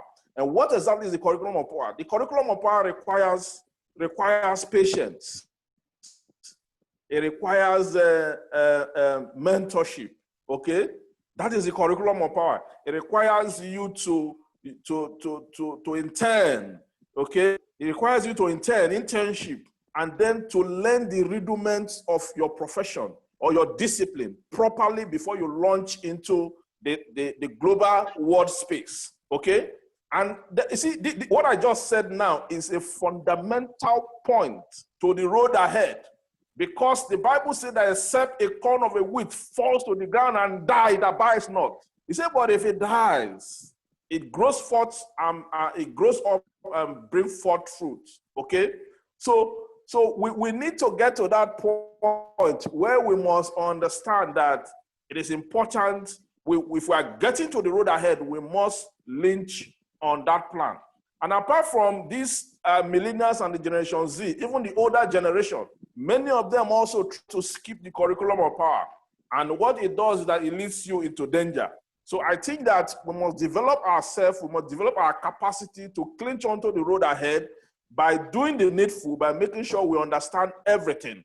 Now, when you are drawing that, when you get to that point where you have been able to go through the competence, you have gone through character, you have gone through the character of power, you have gone through the curriculum of it, and now you have developed a brand, you have developed a product, or you have developed a service, or you have services you render. The next point of call, I think that is where we need to dwell on, because I think that most of the persons even watching right now have already scaled through the parts I talked about. And now it's either they have a job or they have a business, or they are into different kind of operations, okay, for which they are earning a living from it, and they are feeding their families, and they are doing well practically. If you are doing well, if you have business and you are at that level right now, I need to let you know one other thing. I need to remind you rather, because I know you know it, one other thing, that you must, as a matter of necessity, go global. You must go global. There's a reason you must go global. You see, when God created the world, he said, you know, in that Genesis 1:26, and he said, male and female created he them, and he gave them dominion, okay? He gave them power to subdue the earth, to tend it, to make it flourish, and to give it that huge demand, or that flourishness that God originally intended the world to be. It moves it towards that direction. So if you have not gone global at your business or your work status and all that, this is the time to begin to go global. Because if you look at God, let's take God as an example. Okay, if your product and services have not gone global, you need to look at God. Let me show you the product of God. Tayo, can you hear me? I can hear you right one, loud and clear. Yeah, I want to outline the product of God to you, so that I will use it to juxtapose the product of God. I want to I'll outline it to you, so that I'll use it to juxtapose what I want to say. If right, you see, look at God's products. God's products, one is the sun. Okay. The sun is global or not? Global. Is the sun global or not? Global. It's global. How about the moon? Global. The moon is global. How about the air? Global. The air, light. Global, everywhere. Water. Global, everywhere. Sand, climate, global. Weather. These are the products of God. These are the products of God. All God's products are global. That is why your business must go global. Your products must go global. Your services must go global. The reason Japan is respected all over the world today is because when you are talking about big global brands, you are talking about Panasonic, you are talking about Toyota, you are talking about the big Sony, big product. You respect Japan today because of these global brands that all bring profit to Tokyo headquarters. Okay? If you talk about Germany, you are talking about Mercedes. You are talking about some big brands, okay? Some big brands like Heineken and the rest of them. All of them are all bringing, you know, resources and produce to headquarters. You have a skill. You have a product, okay? For that product, okay, to bring its maximum capacity, you need to tweak it to have global relevance. And that is why in this day and age, we have come to the point where through the internet, through these devices and app, we can have our products set out. You know, I started by talking about the non-linear thinking. And this is what non-linear thinking does. The mode and strategy you will devise to take your products up from determinable chaos, you know, into an emerging global market, okay, requires a lot about non-linear thinking. It requires a lot about complex adaptive, okay? You need complex adaptive principle to pull your products, okay, from local interactions, okay, to world, from local interaction, because now there are no boundaries anymore with the internet. And because boundaries have become obsolete, there are no boundaries anymore in the world. So that is the core to shape culture. Like the last speaker talked about the Ikorodu Boys and Netflix, okay? We talk about Nigerian music, Nigerian movies, and all that. There's a huge export of product and services across the globe because the world is now a global village. It's boundless. So getting to the road ahead will mean understanding your location, taking your produce, taking your products from your location to spread across world view for visibility so that you have the capacity to reach out to the world from different locations.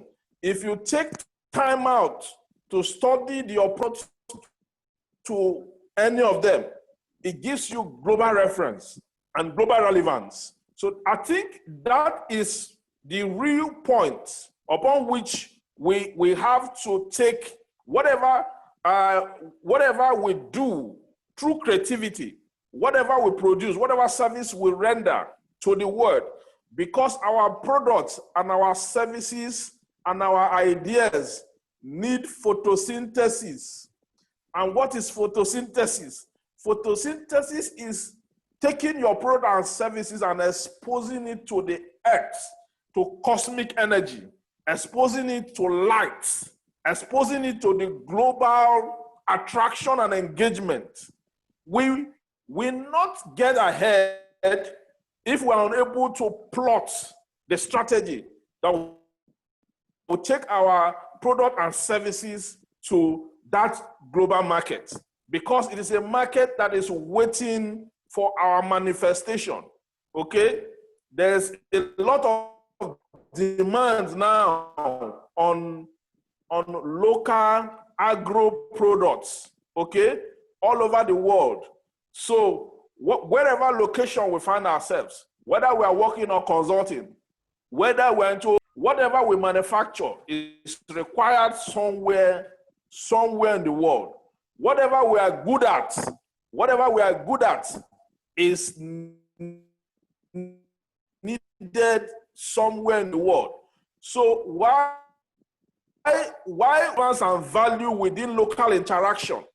We must begin to look at the global scale, where we can plunge our ideas into, where we can send our materials to, using the internet, using all the social network platforms that are available to build a clientele, to create a platform that will give us the capacity to get our products and services across the world, across our location, and to hold on to the boundless platform that have been created by the world through all the platforms that we have in the world. So if we're able to do this, it is an express way to the road ahead. It does not matter it does not matter the kind of business you do, as long as it has global recognition.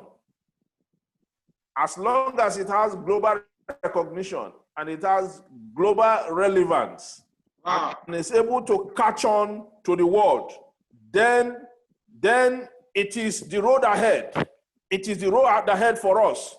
Now, to take it further on that light, there are certain questions we need to ask ourselves when we are going global, when we are craving for visibility across board.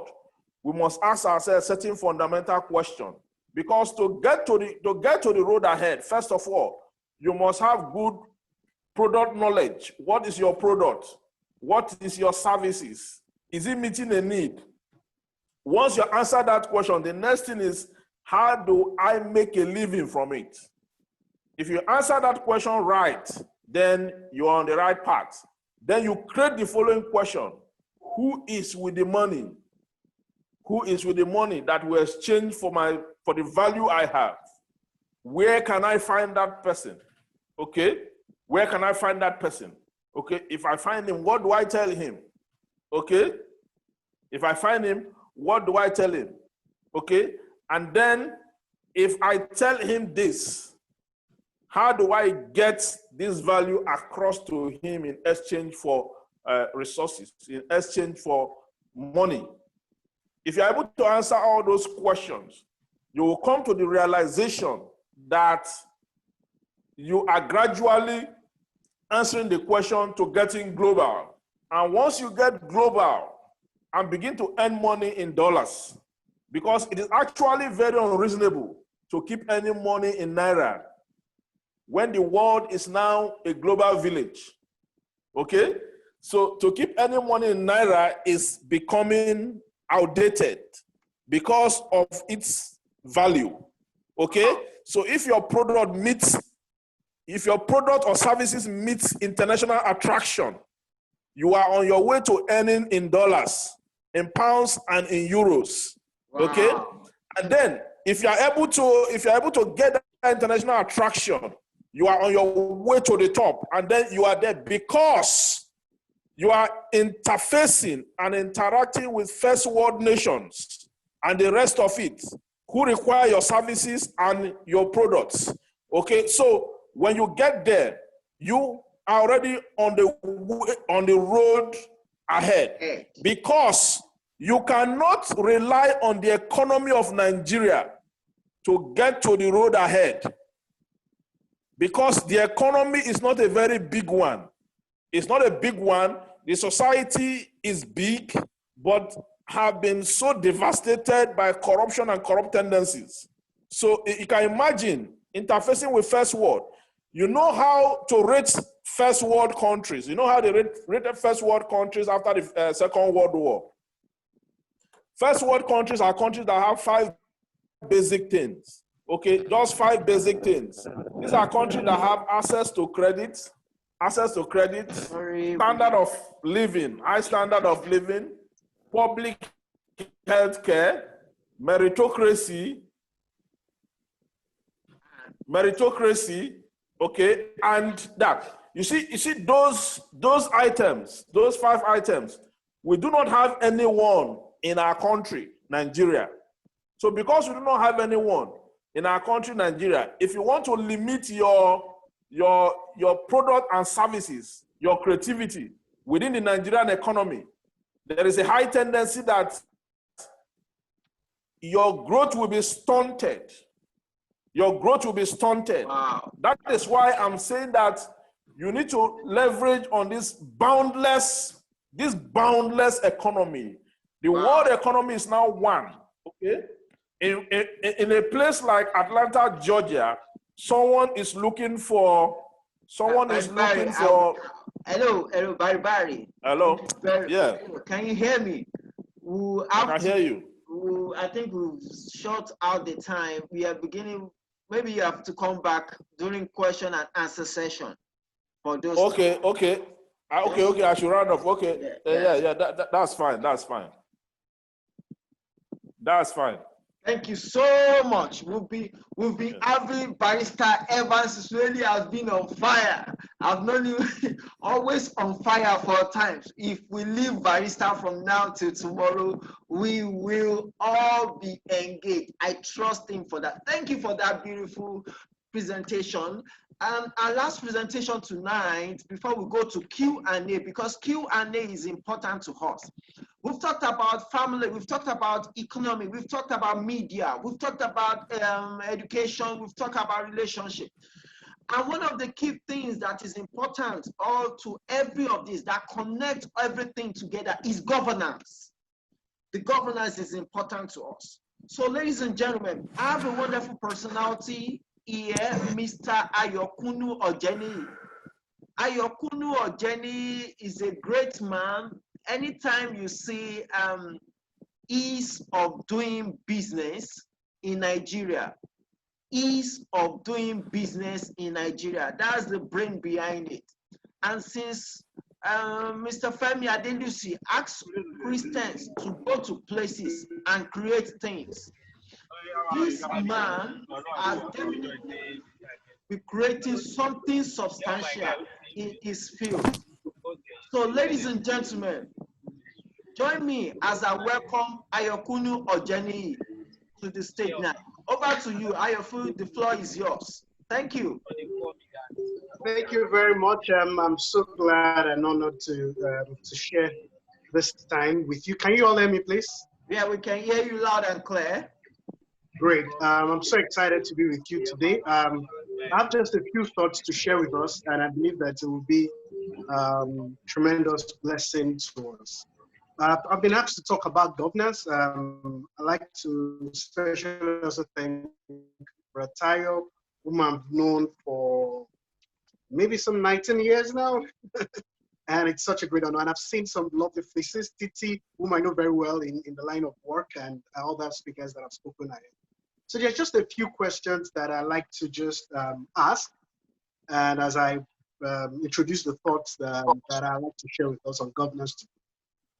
So the first one is, if God is indeed good and fair, why did he place me in a country like this? And I think it's a very important question for most people to answer. Because oftentimes people think that, I mean, I've heard people say things like, you know, why didn't God just create me in America? Why did God just put me in a country like this? And there are many other countries in the world. Why would God choose to create me in Nigeria? And more importantly, if God is indeed a good God, why really create me in a place that looks, that seemingly looks chaotic, right? So we've got to be able to answer that question.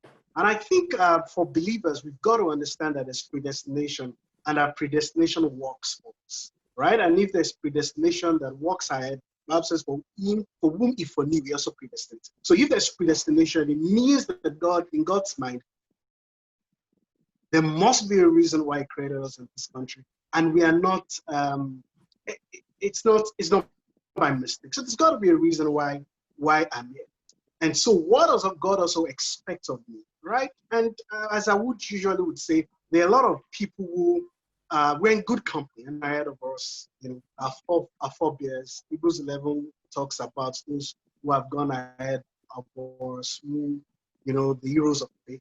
And if we look at their lifestyle and then look at their calling, we would see that God, we are not alone in this, and that in the world or in a particular time and space, God chooses to create certain situations and puts those whom he has felt his spirit on their inside for them to cause changes in our world. So there's a character in the Bible that I'd like us to quickly examine, and that's Nehemiah. I've got a very few minutes, few seconds to go. So one thing we must do is that once we recognize the problem, and I think being a Nigerian, there must be something we must have recognized, and that is that there's chaos around us, right? But there's a reason why we're here. Matthew chapter 5 says, you are the light of the world. Isaiah 60 says, arise, shine, for the light has come, and the glory of the Lord is upon you. It says, kings shall come to your dark, to the glory of your rising. So we got to recognize and accept the challenge of fixing this problem. And that's essentially what Nehemiah did. And I'll just read a few verses in the book of Nehemiah. Verse 1, where you read Nehemiah 1, the second verse, some people came to meet Nehemiah. He actually inquired of them, what is happening in Israel? What's happening in Jerusalem? At that point, Nehemiah was living in another country. And so they came to tell him in verse 2 that the remnant that are left of the captivity, because Jerusalem had been taken captive at that time, they are in great affliction and reproach. The wall is also broken down, and the gates thereof are burned with fire. And it came to pass when Nehemiah heard these words, he sat down and wept and mourned certain days and fasted and prayed before the God. So there's got to be a way to respond to the challenges that we see out. And one of those ways is not to complain, as many of us often would do. We must be mindful that there's a reason in God's mind why he placed us in a country. And like Nehemiah, our response must not be one of complaint. The Bible says in 1 Corinthians 10, verse 10, that we should not be like them who murmured and they were destroyed by the destroyer. Our response must be like Nehemiah. We must ask the questions, and not just to ask, just to have an interesting conversation. We must be concerned about our country. Proverbs 11, verse 11 says, through the words, a city is uplifted through the blessings of the righteous. So we got to go to the Lord and ask God, what's my role in this country? There's got to be a reason. Am I supposed to run for office? Am I supposed to support someone? Am I supposed to just exceed in a private life? And with that success that I must have achieved in a private life, I would in turn use it to impact the country. There's got to be a role for it.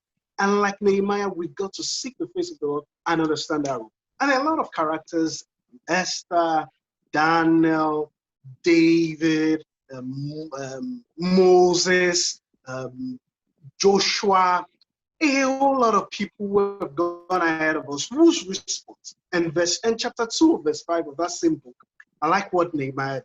Nehemiah said to the king of the land where he was, he said, if it pleases the king, of course, he had prayed and fasted before them. So he appeared before the king and he said, if it pleases the king, and if thy servants have found favor in thy sight, that thou wouldst send me unto Judah, unto the city of my father's sepulchre, that I may build. So that's one responsibility God has given unto us. And irrespective of our sphere of life, our walks of life, there's one task God has given unto us. And that is that we've got to build our country. We've got to respond to the crisis around us and rise up and build the country. I remember this became so real to me some 5 years ago. At that time, I just topped 30. And I remember that, I've been passionate about this country, following the news, but it just occurred to me that I'd never done something specific, right, in fixing this country. And I began to think about it. And I believe the Lord laid it on my heart that particular Sunday service. And I started asking myself, what are you doing about your country? What is your role?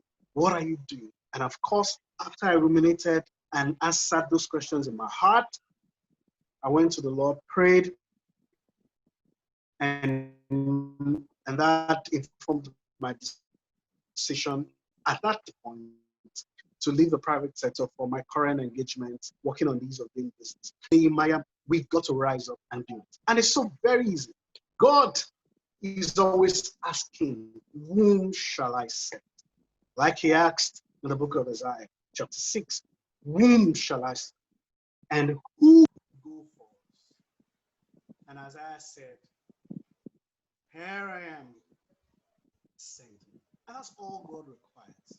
Once we say we are ready, he will send the men, he will send the materials, he will send the means, he will send the resources. He would arrange the circumstances to work in such a way that will birth the realization of that thing, that call that we have set to us. I remember my own going to public sector. I didn't know anybody in government. Of course, as some of you may know, I work in Office of Vice President as technical assistant to the business. I didn't know anybody in government, but some way God just dropped an idea in my heart, and I decided to work on that idea, and that idea opened doors. And I met a few people in government through that idea, and essentially I became an aide to the vice president. When we say we are ready, God will create the circumstances. He will raise the people. it will raise the situation, it will raise the fund. You know, a lot of times as I close, a lot of people would say, you know, running for office in Nigeria, you need to have a lot of money, billions. And people sometimes say, you know what, this billions, how will a poor man, a young man like me, raise 50 billion or raise whatever amount, you know, to buy a governorship, to buy a form of the major political party running for governor, you probably will spend about 40 or 50 million naira buying a form. And people would say, where do I want to get that money from? See, if that is what it requires, if that is what it takes, our role is just to say, God, here I am, send me. And when we say that, the men, the materials, the resources,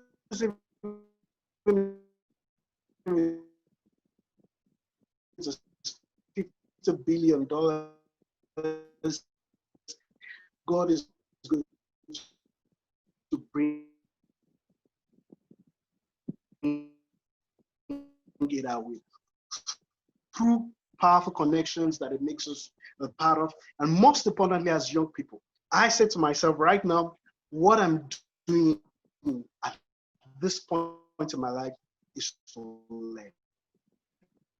I believe the bigger opportunities are still coming. And as one of the facilitators said, we've got to build our competence. We've got to invest in ourselves, read the right books, build the right associations.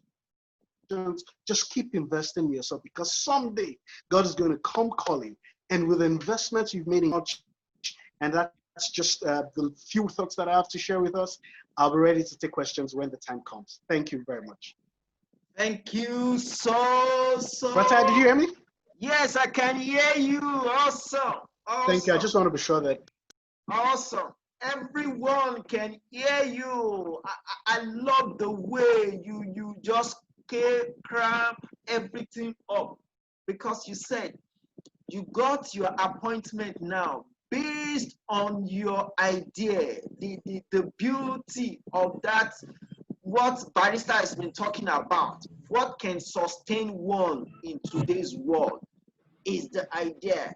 It's what create that way. Thank you so much for that beautiful session. I'm so happy you're here today. Over to you, Mr. Wede, for question and answer session. Are you here? Can you hear me? We are entering Q&A session. From there, we now go into music. But Mr. Wede, can you hear me? Mr. Wede has been phenomenal. Yeah, I'm here. Good day, everybody. Thank you very much. Ladies and gentlemen, before you, over to you, Mr. Wede is part of the team of wildlife.com. We conceptualized this, we found this together since March 7. We've been together working on wildlife and 2 other personalities. So we are improving on it to make it something greater and better. So he will be handling the Q&A session of Expression 2020. Over to you, Mr. Wede. Thank you very much. Yeah, thank you, Mr. Tayo. Yeah, good day, everyone. Good morning, good afternoon, good evening, like the barrister said earlier. I must start by saying it's been an exciting session and interesting session from you. Before I came here, I had my questions ready to shoot. I think it's more of a function of the questions that are burning in the hearts of the participants. So please, what I would just encourage is, if you have questions, if you can start typing them in, I can see the chats here. So whatever you're typing in, I will see it here. I will read it out for. If you are directing it at any of the participants, good. I'll just reach out for the participants to respond to. We'll group them so that we don't have to start taking too many questions. So we'll just group them and then try to relay them to a participant who will provide answers. But before we get into it, I just want to run through some of the things that our participants have touched on. Just one phrase, one word from each, so that it can serve as team election. I'm sorry, I don't think I started with everyone, but I remember I got part of what team election was saying. Basically, they talk about teamwork and agreeing. Very crucial, teamwork and agreeing. I'll just sum it up by saying that it's a very phenomenal thing they talked about. And I can relate that to relationship. Okay, I'm going to relate that straight to relationship. Talked about by one of our speakers also, who made mention. That's Mr. Olumide. Talk about the importance of relationships. So teamwork, yeah, teamwork for the family, but teamwork cuts across everything. Olumide talked about relationship. Your entire relationship line is crucial. In the media, we talk about what is known as publics. Okay, so in every line you find yourself, these are crucial aspects to your survival. It's a lifeline, not like a lifeline. It's a lifeline to your survival in any sphere or life of life, in every place you find yourself. Myself, really, wow. Like Tayo said, he blew everywhere apart. And so much information. Did you hear talking about complex adaptive strategies and the 30-30s? Okay, those are the learning years, the earning years, and the yearning years. Okay, then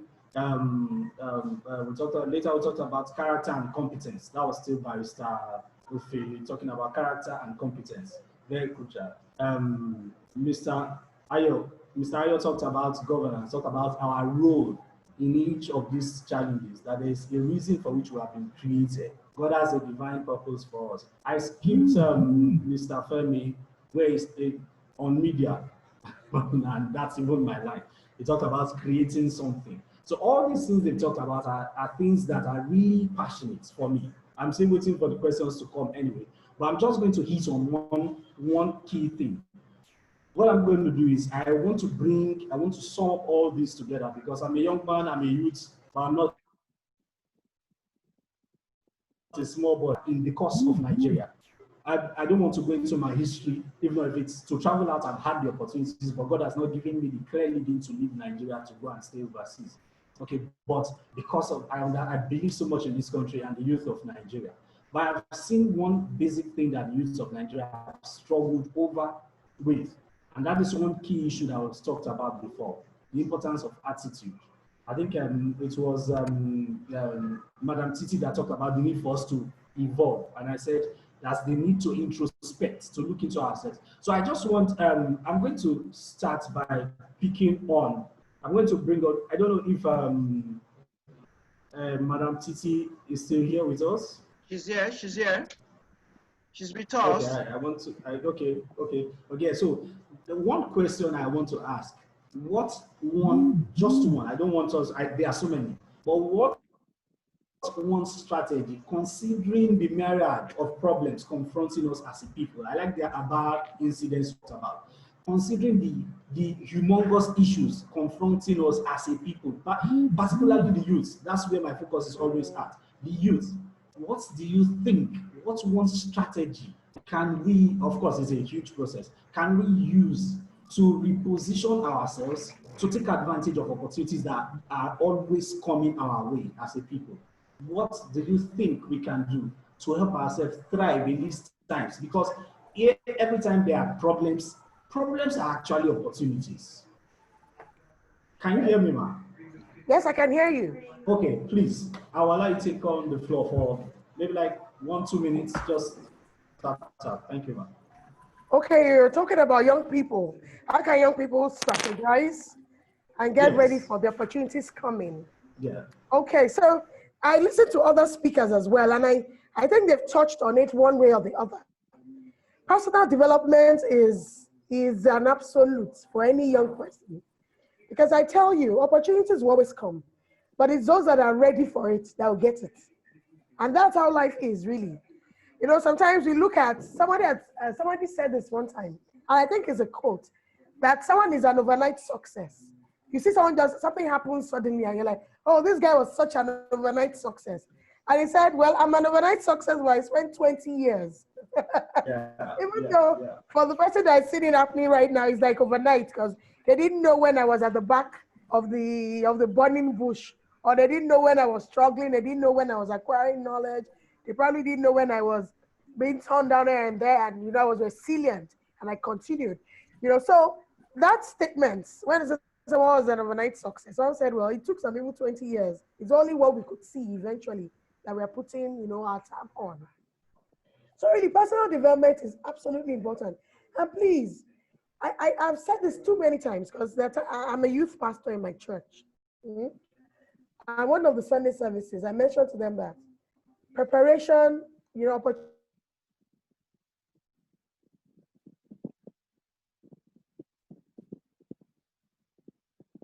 just continue.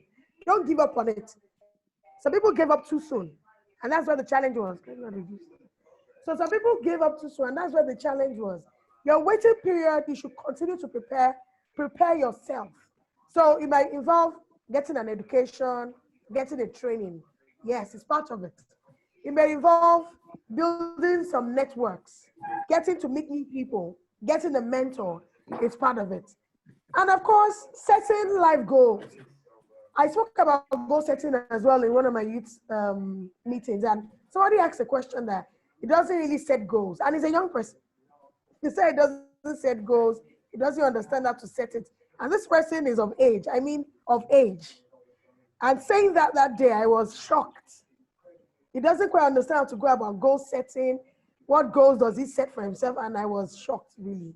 And I had to talk about it. So even young people, you need to have goals. You need to set goals. Because if you don't set goals, how do you even measure your life? I don't understand it. How do you measure your life when you don't set goals? Goals help you to, even if it's something really big, but you have a goal, you're seeing it ahead. And that continues to drive you till you get there. It may take a while, but it will get you there. It may just be talking to someone one day, and once you tell the person, this is what I can do, that's all. Yeah, so thank you very much, Ma. My Uber Free Fellowship, the Fulbright scholarship from the US was doing at that time. And that's all I needed to say. And the lady just said, you know what? It's people like you that should be in this program. And she made a way to make it happen for me. And that was very instructive. That no matter what, my years counted at a point. You know, everything I've done for many years counted at that instance when I could talk about it and somebody saw something in me. So young people, please don't give up, even in your waiting period. It may not happen now, but please continue at it. Don't give in and don't give up. Set goals, have a vision, continue to work towards it. It's just a matter of time. When the time comes like this, when it is time, it is time. But then you would have been prepared for it. People tell us about David in the Bible, but David was in the bush. He had killed the lion, he had killed the bear. He was doing all sort of, and he was a worshiper. There was a lot about David. And when it was time for him to become king, it just happened. It didn't just happen because he was lying down somewhere, but his experiences, his battles, everything counted at that point. Thank you. And that would be my advice. Yes, you've spoken a lot. You've spoken a lot. I'm going to pick out one aspect of what you said. You talked about several things, the importance for preparation meeting opportunities, and so another aspect I want to pick on, and let Barrister Philly respond on that. Barrister Philly, I can see. Yeah, I can hear you. Okay, it's fine. It's here. All right, good. Now, there is this issue with mentoring of people in any sphere or any industry. Okay, so how I also came to discover one thing, that sometimes you try to get people to mentor you, and especially in our part of the world, they run away from it, they shy away from it.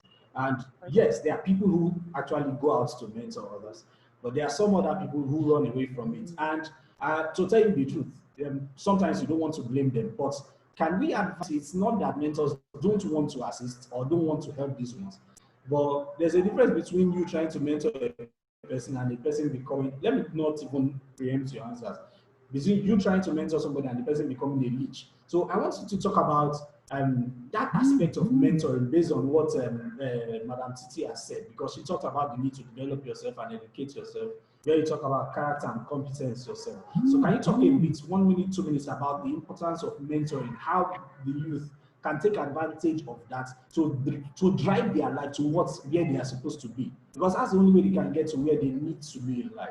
Thank you very much, Father. Yes, I think mentoring is very, very important, because it's like leading you and giving you direction to where you ought to go in whatever discipline.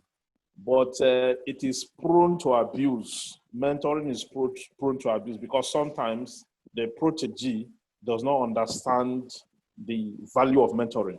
Some people, instead of making themselves available to a mentor who is busy, they constitute themselves into a very huge nuisance value, such that they overwhelm the mentor with their attitude, with their flawed character, and then sometimes instead of them to go and extract information, they are going there to ask for money or to beg for money. Some of these mentors also, or prospective mentor, instead of them to go to the mentor with clarity in terms of questions and answer and practical road miles, strategy, well thought out questions, and how to go about issue. They will go there themselves not prepared. They will go there only to display nuisance, okay?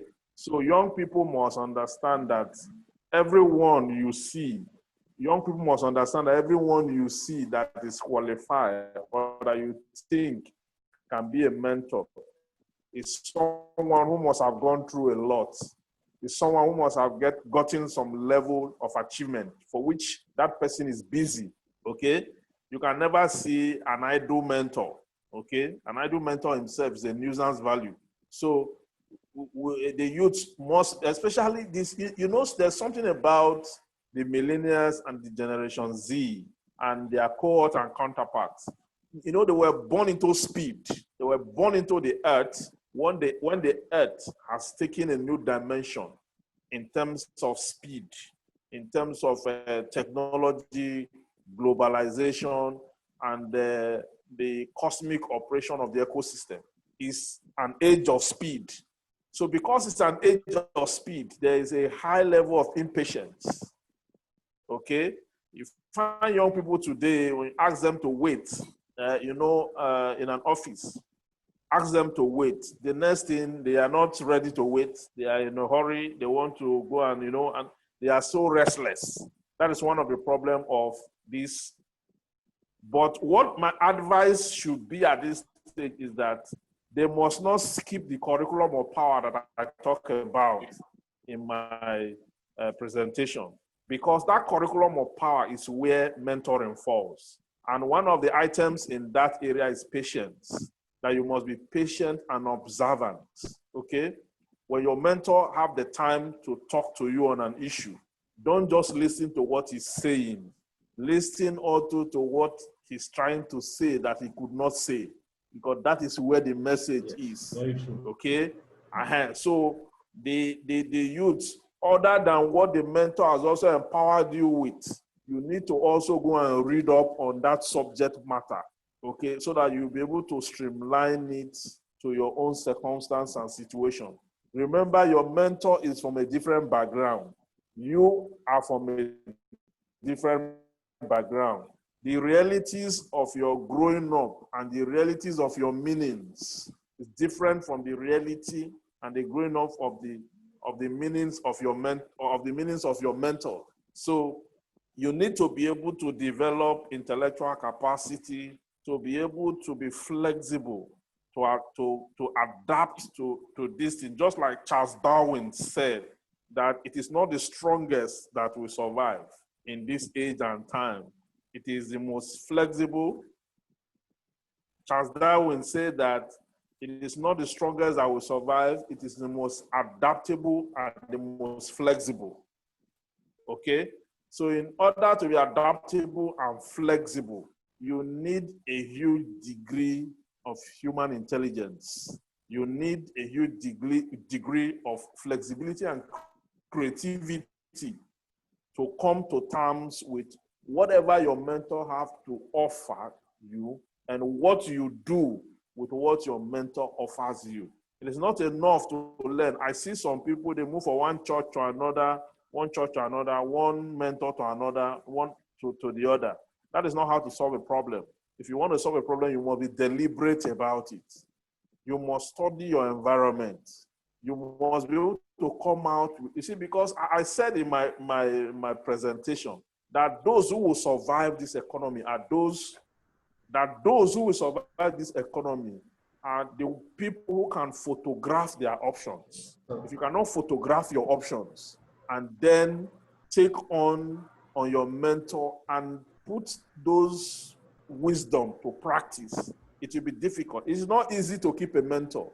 Let me tell you, you see, every bank you see in Nigeria, every bank, every branch keep at least 27 consultants. At least 27 consultants. These banks are paying for wisdom. These consultants are like the bank's mentor. They are like their roadmap to the road ahead. They are like their indicators, their postures. They are the ones who help them to photograph their options in the economy and direct them to where they should go. So if you are lucky to have a mentor of that sort, do not go there to consult nuisance. Instead, go there with a gift. It need not be expensive. Your mentor may not even need it, but it's the show of exchange of value and grace. Once your mentor begins to respect you, he will be able to talk to you from the heart. And whenever your mentor talks to you from the heart, you are already 50% into value and success, because then you are connecting to a higher energy that will transmute you to success. Yeah, thank you very much, Barrister. That was a very wonderful session. So is Mr. Femi still in the house? Mr. Femi, can you hear me, please? Mr. Femi, are you here? Okay, Mr. Femi, sorry, is he coming up? All right, can we have our special advisor, Mr. Ayokunu? Are you still here, please, sir? Mr. Ayo? Yes, please, I can hear you. Oh, great, wonderful. Yeah, I just want you to talk a bit for like 1-2 minutes about the need for mentoring. And I will give you another question after that. So please just help me make it brief, and then we'll move to the next question for you. Thank you. As the previous speaker was speaking, I remembered my early days, my early 20s, and I could only thank God for that time of my life, because I had mentors, and I also, went for those mentors. Like, I remember I schooled in Akure, and where I met Brad Tayo, and sometimes I would have to run from Akure down to Lagos to come see a mentor. And I recognize that that period of my life was perhaps the most critical moment of my entire life, because the seed for whatever it is that I'm doing and what will happen was actually sown at that time. So mentoring is good. It's actually, you're standing on the shoulders of those who have gone ahead of you. You learn something to how to get to where you want to get to. I have a technology background, and this thing I have experience. I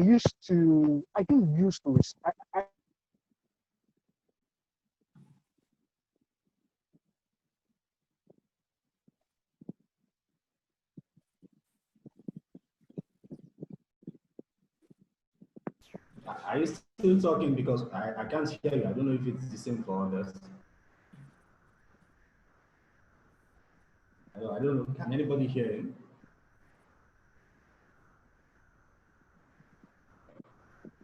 Hello? Okay, it looks like... I guess it's the network. Mr. Femi too is online, but his network has been awesome. Just sent me a mail now that the network. But I think Mr. Olumide Ajigini is online. We can proceed with Mr. Olumide Ajigini. Yeah. Okay. Mr. Olumide, yeah, I can see this there now. Yeah, I don't know if you got the question, Mr. Olumide, on mentoring. Your mic is still on mute, please. Please unmute your mic, sir. Okay. So I'm going to unmute my mic. So what I would like to say let me go to this side. So what I would like to say on mentoring, sorry, today is my daughter's 16th birthday, and there is a lot of things going on. So, but what I'm going to say on mentoring is very simple. Number one is that you as an individual, you need to first of all discover who you are as a person and discover, if once you're able to find out what you want to do in life, then look for people, in that line that you want them to mentor you. It's very, very important. First thing, discover you. Once you discover you, the next thing you do is that look for people in that line of what you want to become in life and make them your mentors.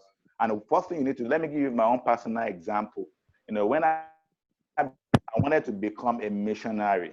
And so one thing I did was that I went to, first after finishing my first degree, in Nigeria, that agricultural engineering, I went to mission school for 1 year. After that, then I read books on missionaries, that God uses, in their own time. So what we can do right now for the youth that's listening to me is that, number one, discover yourself. Number two, once you discover yourself, look in that area where you want to be in life and start looking for mentors. And you can start by just getting books. You can read books, get books, and read books and read books and read books, then email people. But like this thing that we normally do, we call it, we call it leading light, that we do training that we do that have taken over to all over the world, that we do for people. Number one, that we've done for people is that once you discover yourself, then the next thing that you do is mentoring. Then after when you now find a mentor, don't look for what the mentor is going to give you. A lot of time when people find mentors, they want to get from them. No, but look for the value that they have.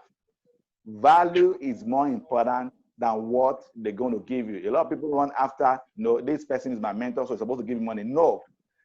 Look for the experience, their experience. That is one of the most important thing in life. Anytime I meet anybody, I'm always trying to study them and learn from their experience. And if we can do that, I believe the youth of nowadays will go to places. Another thing is that make sure you build your character. And when it comes to character, the first thing you need to do, I'm going to use a simple analogy for everybody. So a lot of time we have charisma and we have character. Charisma will take you to big places in life, but it takes your character to maintain that whether your talent or whatever you have in life. So this is what I always ask people to do. It's just like looking at the basket. No matter how you pour water inside the basket, it's still going to be, it's going to be coming out. So you as a person, first of all, discover, what is the flaws? What flaws do you have in your character? And start from the bottom up. Those that you have a basket or you have a bucket and the bucket is leaking. So what do you start from? You start from the bottom where the bucket is leaking from and start, talks about having a value. When you have a value, then you start growing your value. Your value will help you to be what God has called you to be in life. So that is my advice for the youth.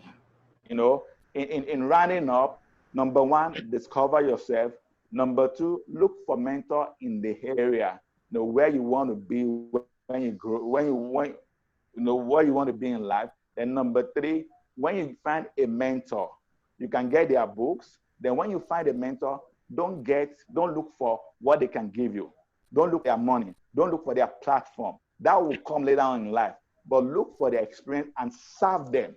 Serve them. I remember somebody was asking me a question that he said, you've been in the US for many years and you've been serving this guy, and this guy, you are the same age. I said, it doesn't matter why I'm the same with this guy. What really matters is that there is always the person and there is always the office. Recognize the office and separate from the person, because when you don't organize, when you don't understand the person and the office, you will mix it together.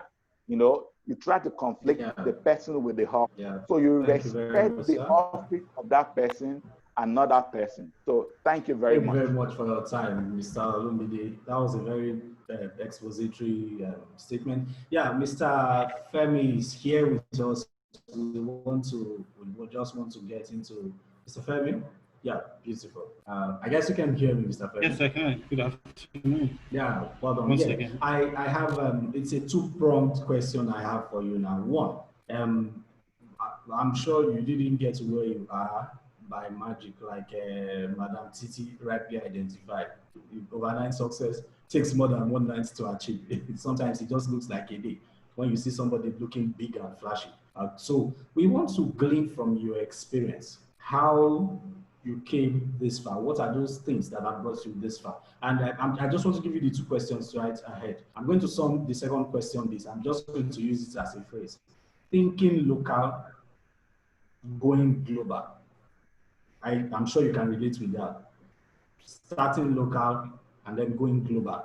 For a lot of the Nigerian youth, a lot of them, I can't count the number of my friends, graduate, master's degree holder, some of them in banks and all of that, and you assume they are doing so fine.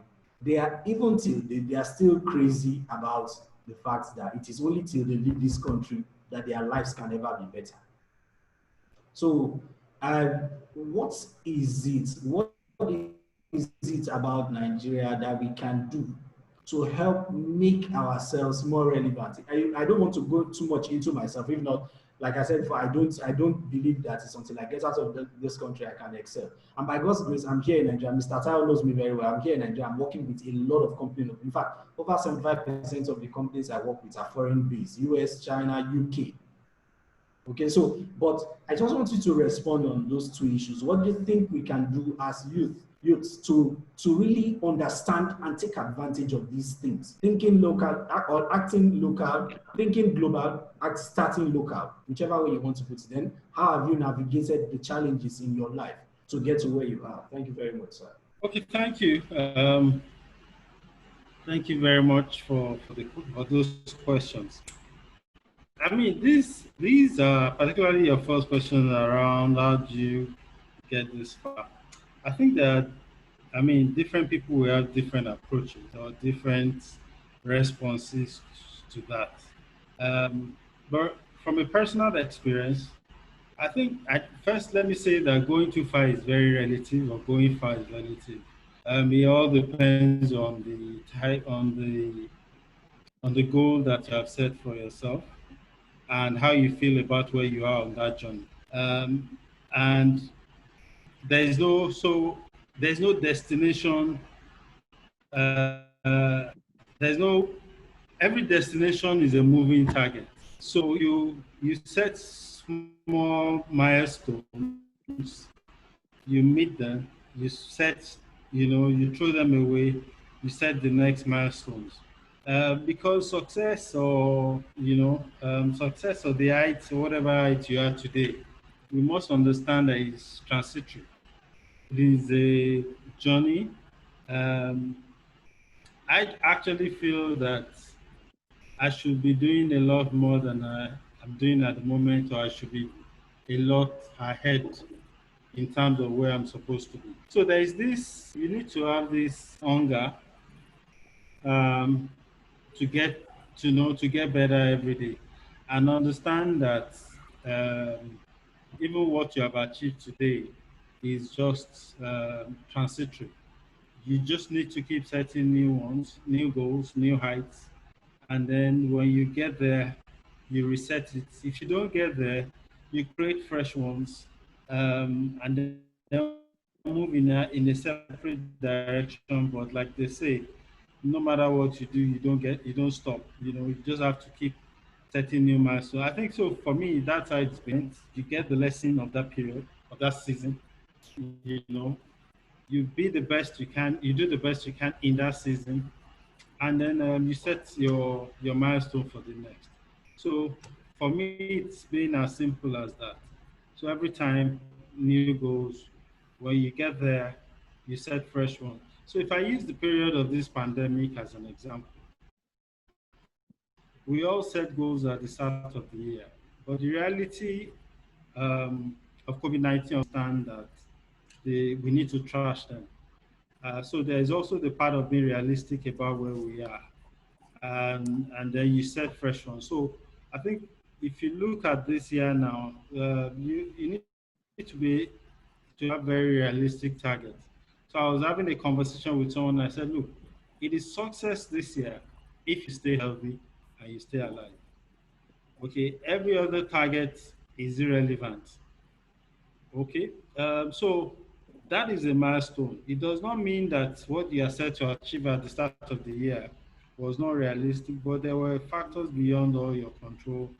Um, so what is priority? Staying alive, staying healthy, and then after when after that, then you set the next objectives, which could be going back to what you had before, or fine tuning it for the balance of the year. Now, in terms of, I do believe or subscribe to the school of thought that you can be successful anywhere you are. So success is not a place, right? Is in you. Is based on how you take the opportunities that um, that has come your way and how well you've taken it. I've had the privilege of traveling to a few countries, and I see successful and very unsuccessful people. I see poverty in different countries. I see That's a homelessness fact. in different countries. And yeah, so then the question is, why would you go to the US and live worse than somebody who is in Nigeria? So it's not about the that location. It's about you and the opportunity. However, certain opportunities do exist in some civilized world that that environment can aid your success. But I tell you, just like someone rightly said, even when you're here, if you're going to be successful, the values you need to have, the discipline, the ethics that you need to have can still make you successful. And if you're abroad and you don't have those same values and ethics and that discipline, you can still be unsuccessful. So that's what I mean. However, I mean, like I said, the environment may enable it. You might have access to grants, you might have access to loans, you might have access to certain tools or technology that makes it a bit easier. Um, you might be in an environment that supports a faster success. But because if you understand that it's a journey, um, those immediate environments that limit you right now, at some point, you develop yourself to go above them so that it doesn't stop you in terms of where you need to get to. So those would be my simple. I don't think there's a silver bullet. We just need to keep setting new goals and striving for it. Whether we're again, I follow a couple of pages of Nigerians in Nigeria, and I see the success that locally. And every time you ask yourself, why didn't you see this opportunity? Or, look at what this young man is doing, or needlessly, even in this environment at the same time. So I think the opportunities are there. Um, it's tougher. Certainly, we can't run away from that reality. But if anything, it should just make us um, more passionate or hungrier in terms of achieving what we've set for ourselves. Wow. Thank, thank you so much, Mr. Femi. Thank you, everyone who has spoken today, Mr. Femi, Mr. Alumide, Madam Titi, Barrister Evans, and am I okay? Yes, team election. Am I missing any other person? Mr. Ayokunu, and every other person who has spoken today. And I also want to thank the convener of this meeting, Mr. Adebu Suyi, Mr. Tayo Olumadewa. So when I try to call the full name, I get it a bit mixed up. So it has been an explosive session today. It has been an exciting session. We're going to round up now, but I'm just going to ask if any of our speaker wants to make one or two comments. I will give you the time. Just 1 minute, please. While Mrs. Fumi Adegbite, please, are you ready for us, ma'am? Hello, Madam Fumi, are you ready for us? Yes, I'm ready, sir. Okay, okay, ma'am. So please, we will take one or two comments. Yes. You want to say something? Hello. Yes, Sorry about I can that. hear you. I Yeah, will. go ahead. it would be awesome for Mrs. Fumi to take her session while the rest people, we all have the final words from everyone so that we end it tonight. Okay, Mrs. Fumi right, take okay, her then, no session, so problem. we Okay, just have final words. Please go ahead with your session, man.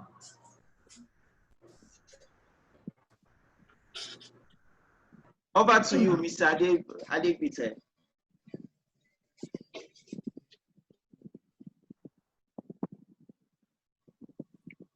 Yes, sir. Praise the Lord. Hallelujah, hallelujah. I want to thank Yes, in an awesome moment.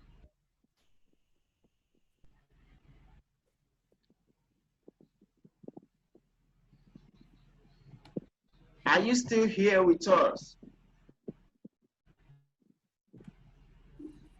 Your mic is still muted, man. Your mic is still muted, man. Okay. Okay. Ladies and gentlemen. I'm here. Can you hear me? We can hear you. And where are you ministering from? Where are you ministering from? Where are you joining us from? Please. I'm living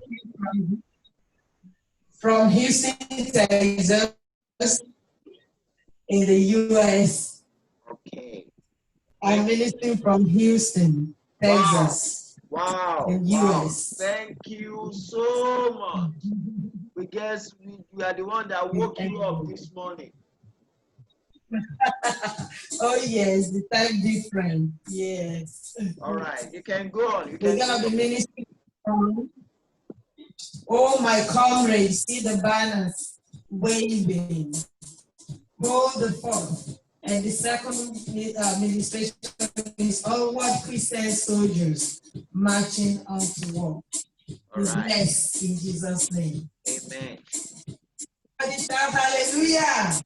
Aha. Come on.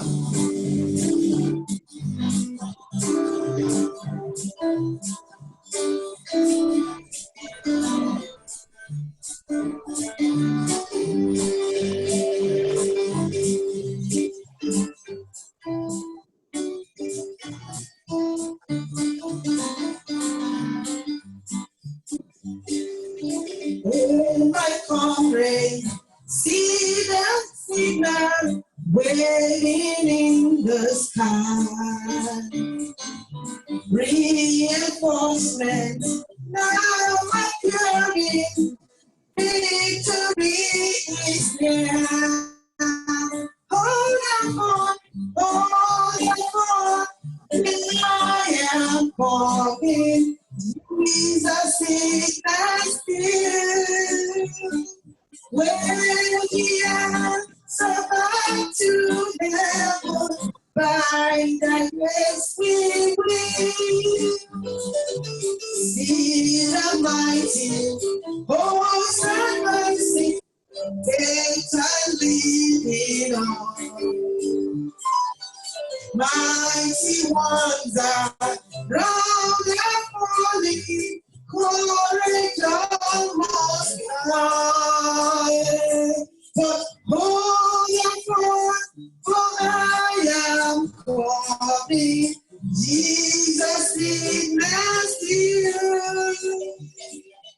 When the earth's about to heaven, by thy grace we will see the glorious banner burning, hear the trumpet blow. In our leaders, next we triumph over every foe. For I am calling. Jesus is nasty. When the earth's about to heaven, by the grace we will. Yes, and longer, but to raging, for our help is near. Oh, what longer, great commander, shares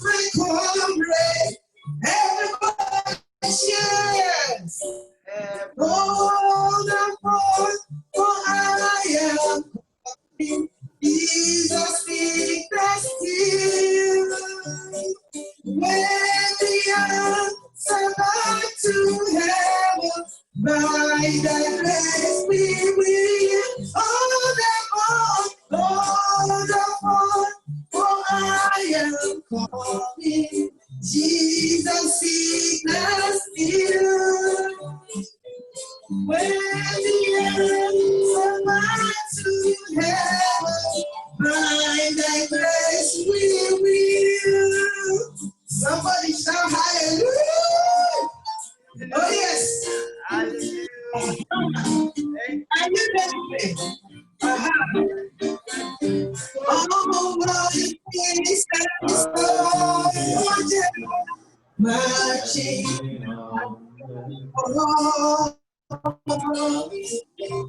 In the cross of Jesus, going on before. Christ our royal master, lead against the foe. Nobody to see his banner go. Nobody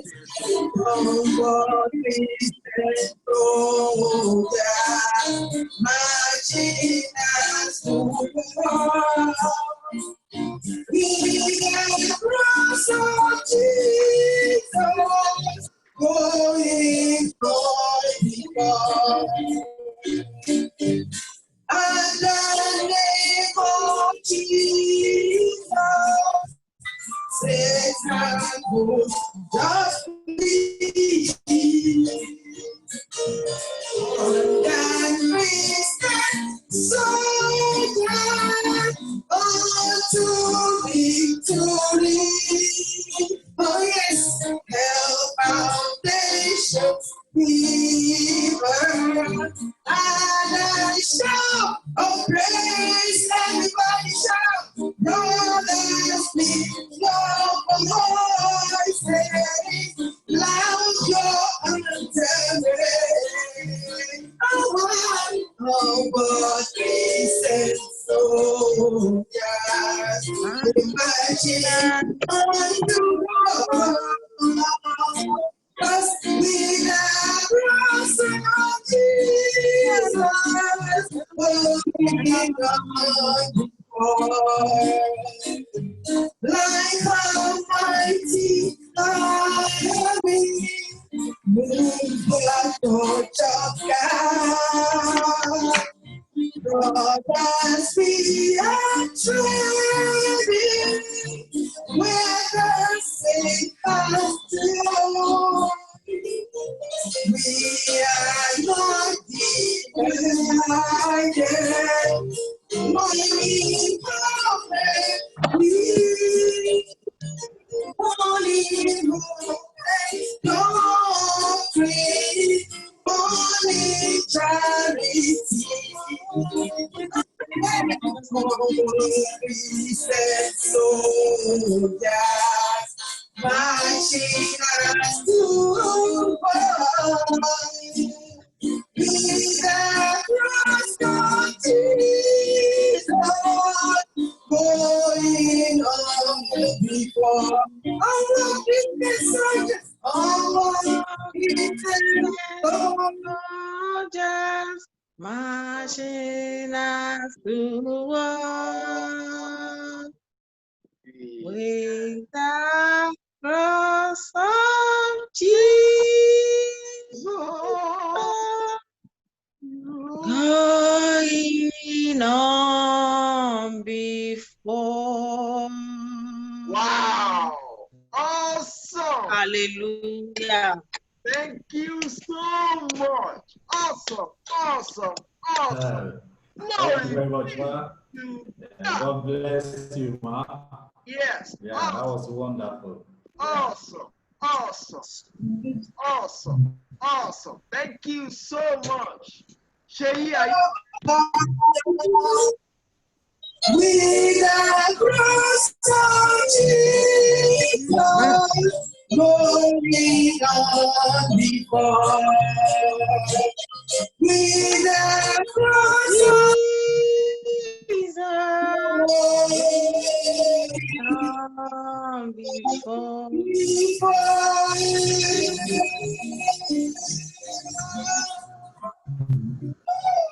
Hallelujah. Amen.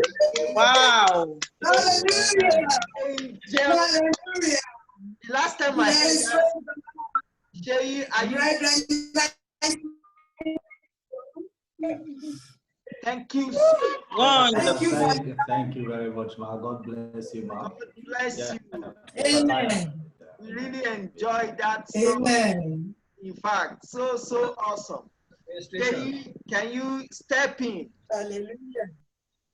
Okay.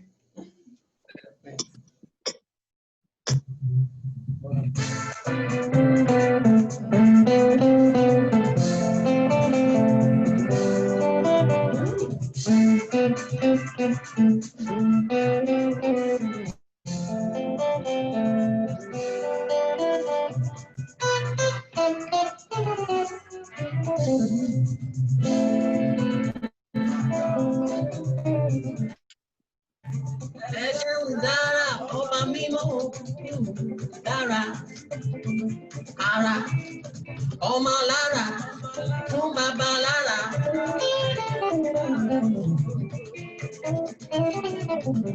Ara, ara, ọmọ lára, fún bàbá lára.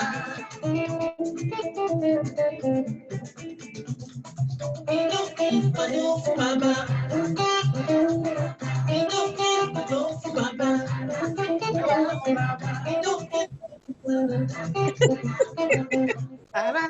Bàbá fún bàbá.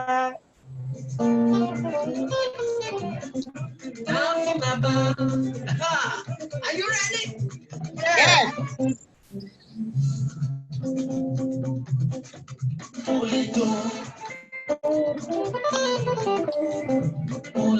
Ijó rẹ̀ là. Ẹ̀sọ́ ijó mi rè.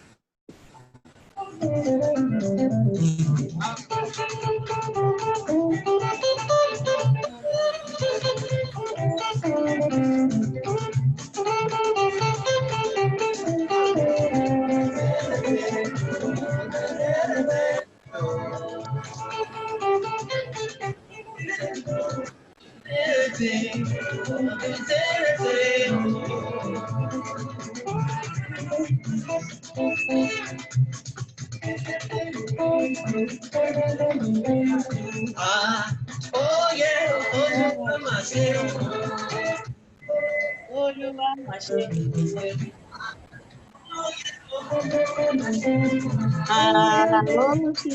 Olúwa mà ṣe o. Olúwa ṣe o. Olúwa ṣe o. Olúwa ṣe o. Sọ̀nàdẹ̀rẹ̀, sọ̀nàdẹ̀rẹ̀.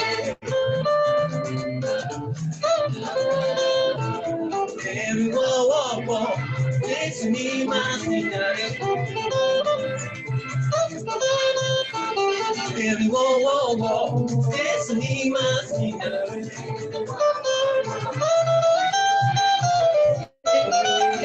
Jésù ní máa ń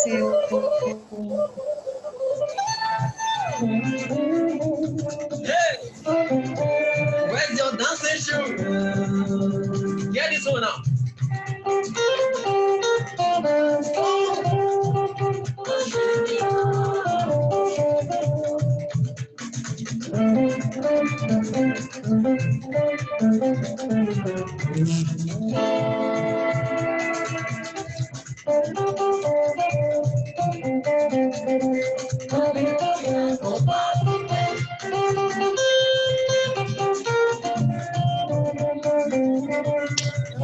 Wow, this is beautiful.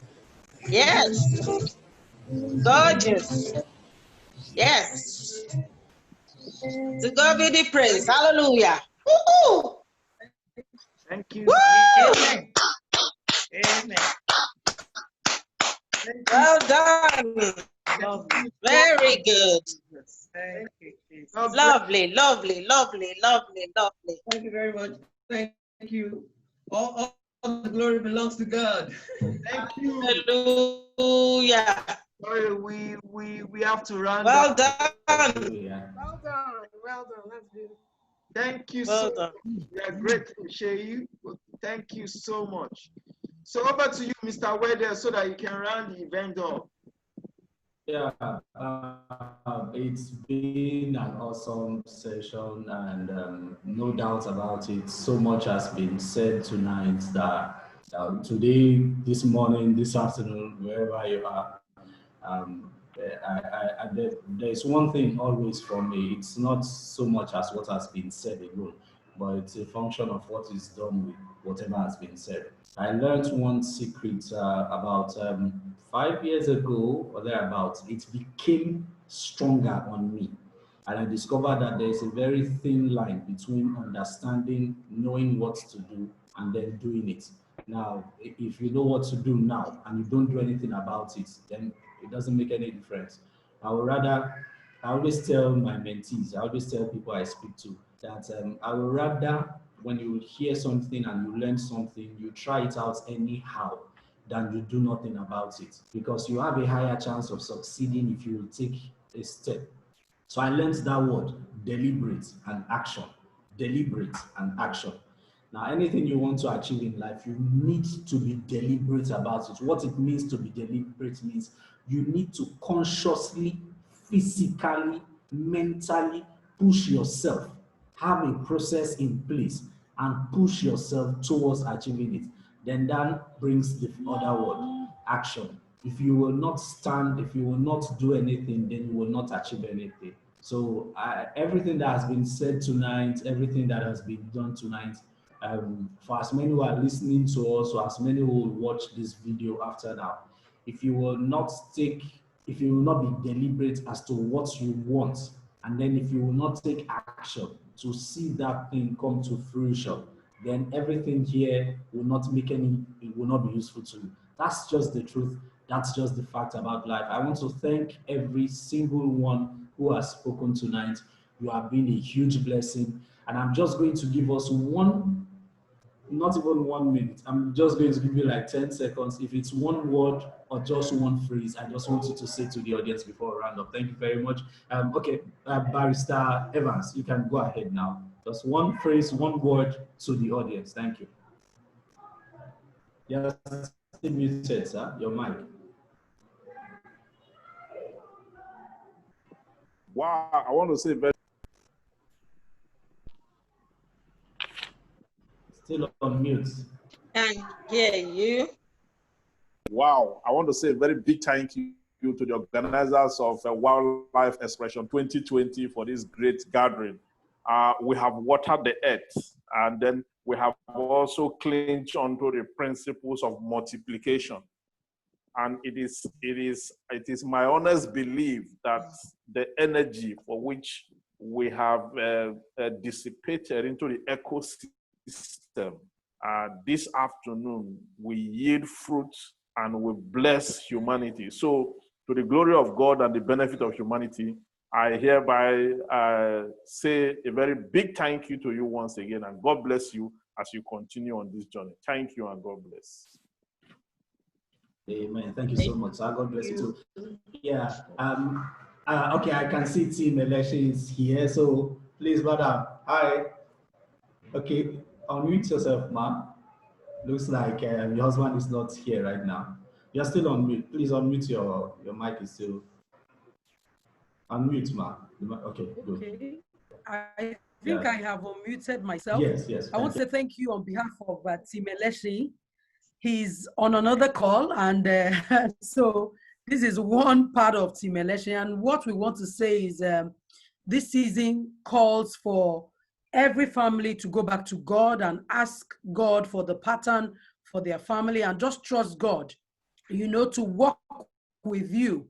He gave a mandate in Genesis 1:26-28, making man in his image and in his likeness and telling us to be fruitful and multiply. What we've done here today is fruitfulness, being connected from all over the world and talking to each other, meeting amazing speakers and everyone. This is now a family, the wildlife family, and we are grateful to be part of what God is using Mr. Olutayo to do for connecting each and every one of us together. So we want to pray that God will help all of us stay on purpose and stay with his mandate as a family to find our purpose in Christ and to walk according to what he tells us to do in Jesus' name. Amen. Amen. Thank you very much, ma. All right, over to you, Madam Titi Ojo. All right, thank you for the opportunity to be part of this today.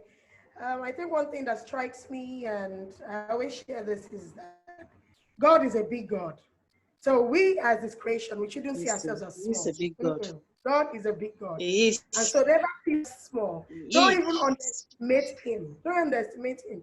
You can become everything and anything that you desire. As long as God is in you, you can make it happen. So don't underestimate God. Don't look at where you are and say, who am I? Let me just stay in my little space. There's an author that wrote a book, and the title is The Enemy Called Average. Average is an enemy. There's something bigger than where you are. Don't limit God. Allow him to walk in you and tell him to take care of your doubts. Because when somebody's even calling you great, you look at yourself like, are you sure I'm the one they're talking about? Hey, I'm telling you that you can become big, great. You can become bigger than anything you can ever think. The limitation is in the mind, okay? Allow God to work in you. Allow him to end this today. Thank you very much. Thank you very much, ma. Thank you so much. Yes, sir. Okay, Mr. Femi, please, can you, go ahead, sir. Okay, thank you. To the Executive Director of Wildlife, Mr. Olutaya, I just want to thank you for this unique opportunity and I know you worked hard to put this together and all the follow-up and I don't know if this is the first but what I can say for sure is I think you're on a good path and may God help you through the journey to scale this up and for it to get better and bigger. My final word is just to charge us. I mean, in Genesis, the Bible tells us to have dominion and to subdue the earth. I think media is one big area, just as important as every other area that's been talked about. And I believe all our dreams can come true if we have the courage to pursue them.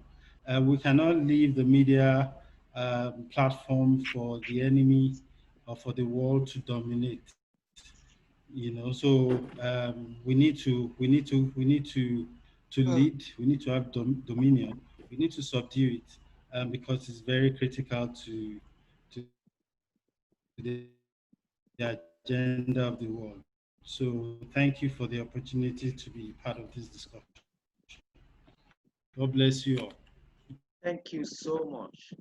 Amen. Thank you too, sir. Thank you so much. Is Mr. Alumide still around? Okay, Mr. Ayo, are you still here? All right, so I think that'll be it for today. Before we go, I cannot fail. Sorry, Mr. Alumide. Yeah, please. Go ahead. Yeah. Okay, so I want to thank Wildlife for organizing this conference. I want to appreciate all the speakers. I'm amazed by what God is doing in our generation. And I want to tell everybody that, we are here because of relationships. because of Mr. Olutayo's relationship, that is why we are all here. And I want everybody to tap into this wonderful and great relationship in this place today. You know, I'm going to be calling everybody on this line just to talk to you and to appreciate you. So what I want to say is that thank you, Wildlife. Thank you, everybody that here today that have spoken today. I just want to have all God is doing through you. And so I want to appreciate Wildlife heralding the name of Jesus Christ. Thank you. Thank you so much, Mr. Lumide. So before we wrap up, I can see Mrs. Oluwakemi clapping there. I join you to clap. Thank you very much, ma. And Madam Howard, that's what I can see there. Yeah. Wave to us, please. Thank you. Please wave. Thank you very much for being a part of this event. Awesome. Yeah. I can see Tunde Eleshi. Sorry. Please wave to us. Hello, sir. Tunde, I can see Tunde Eleshi. Can you hear me, sir? Another call.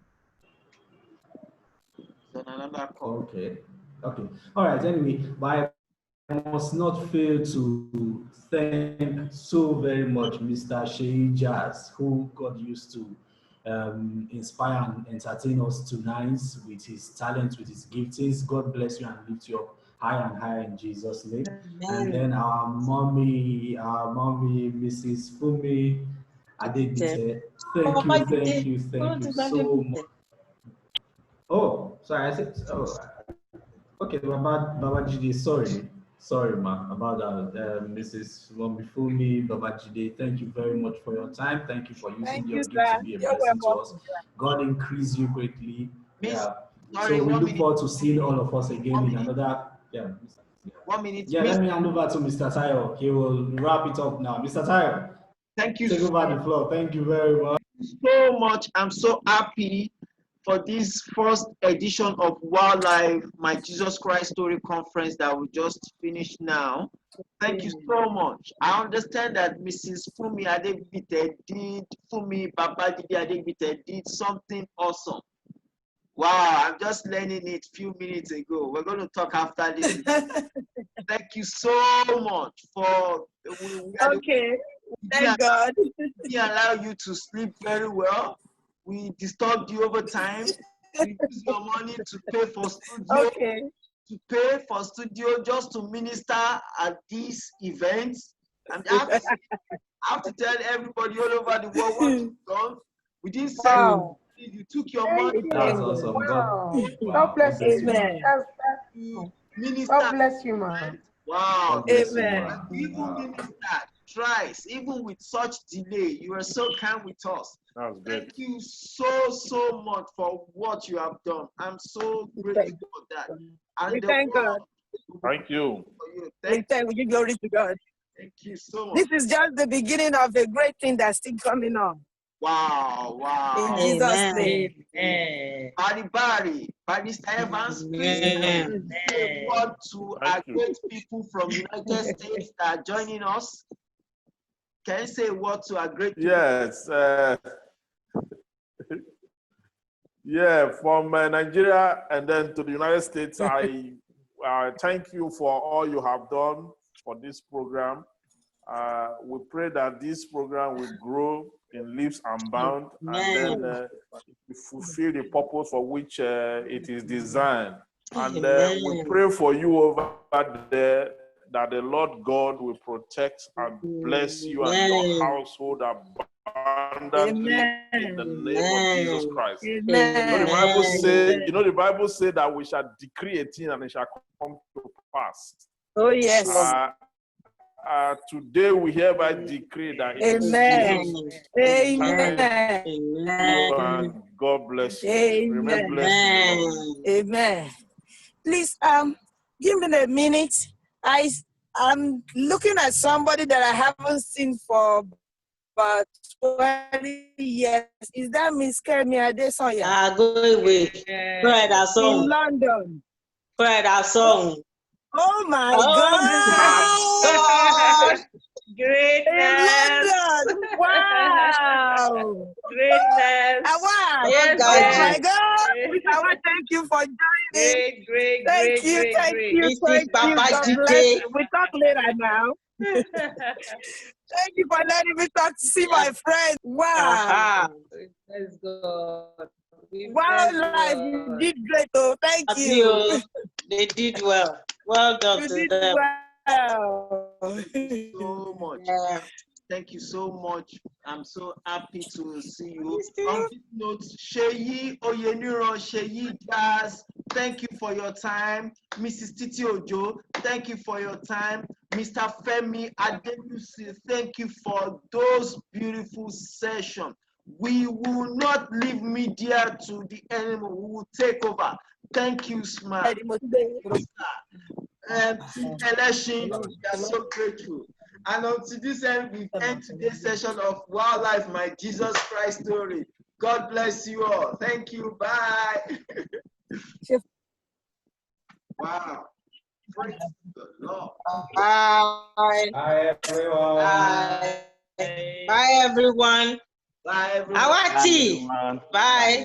We'll talk now. Yeah. We'll talk, yeah? Bye. All right then. Bye-bye.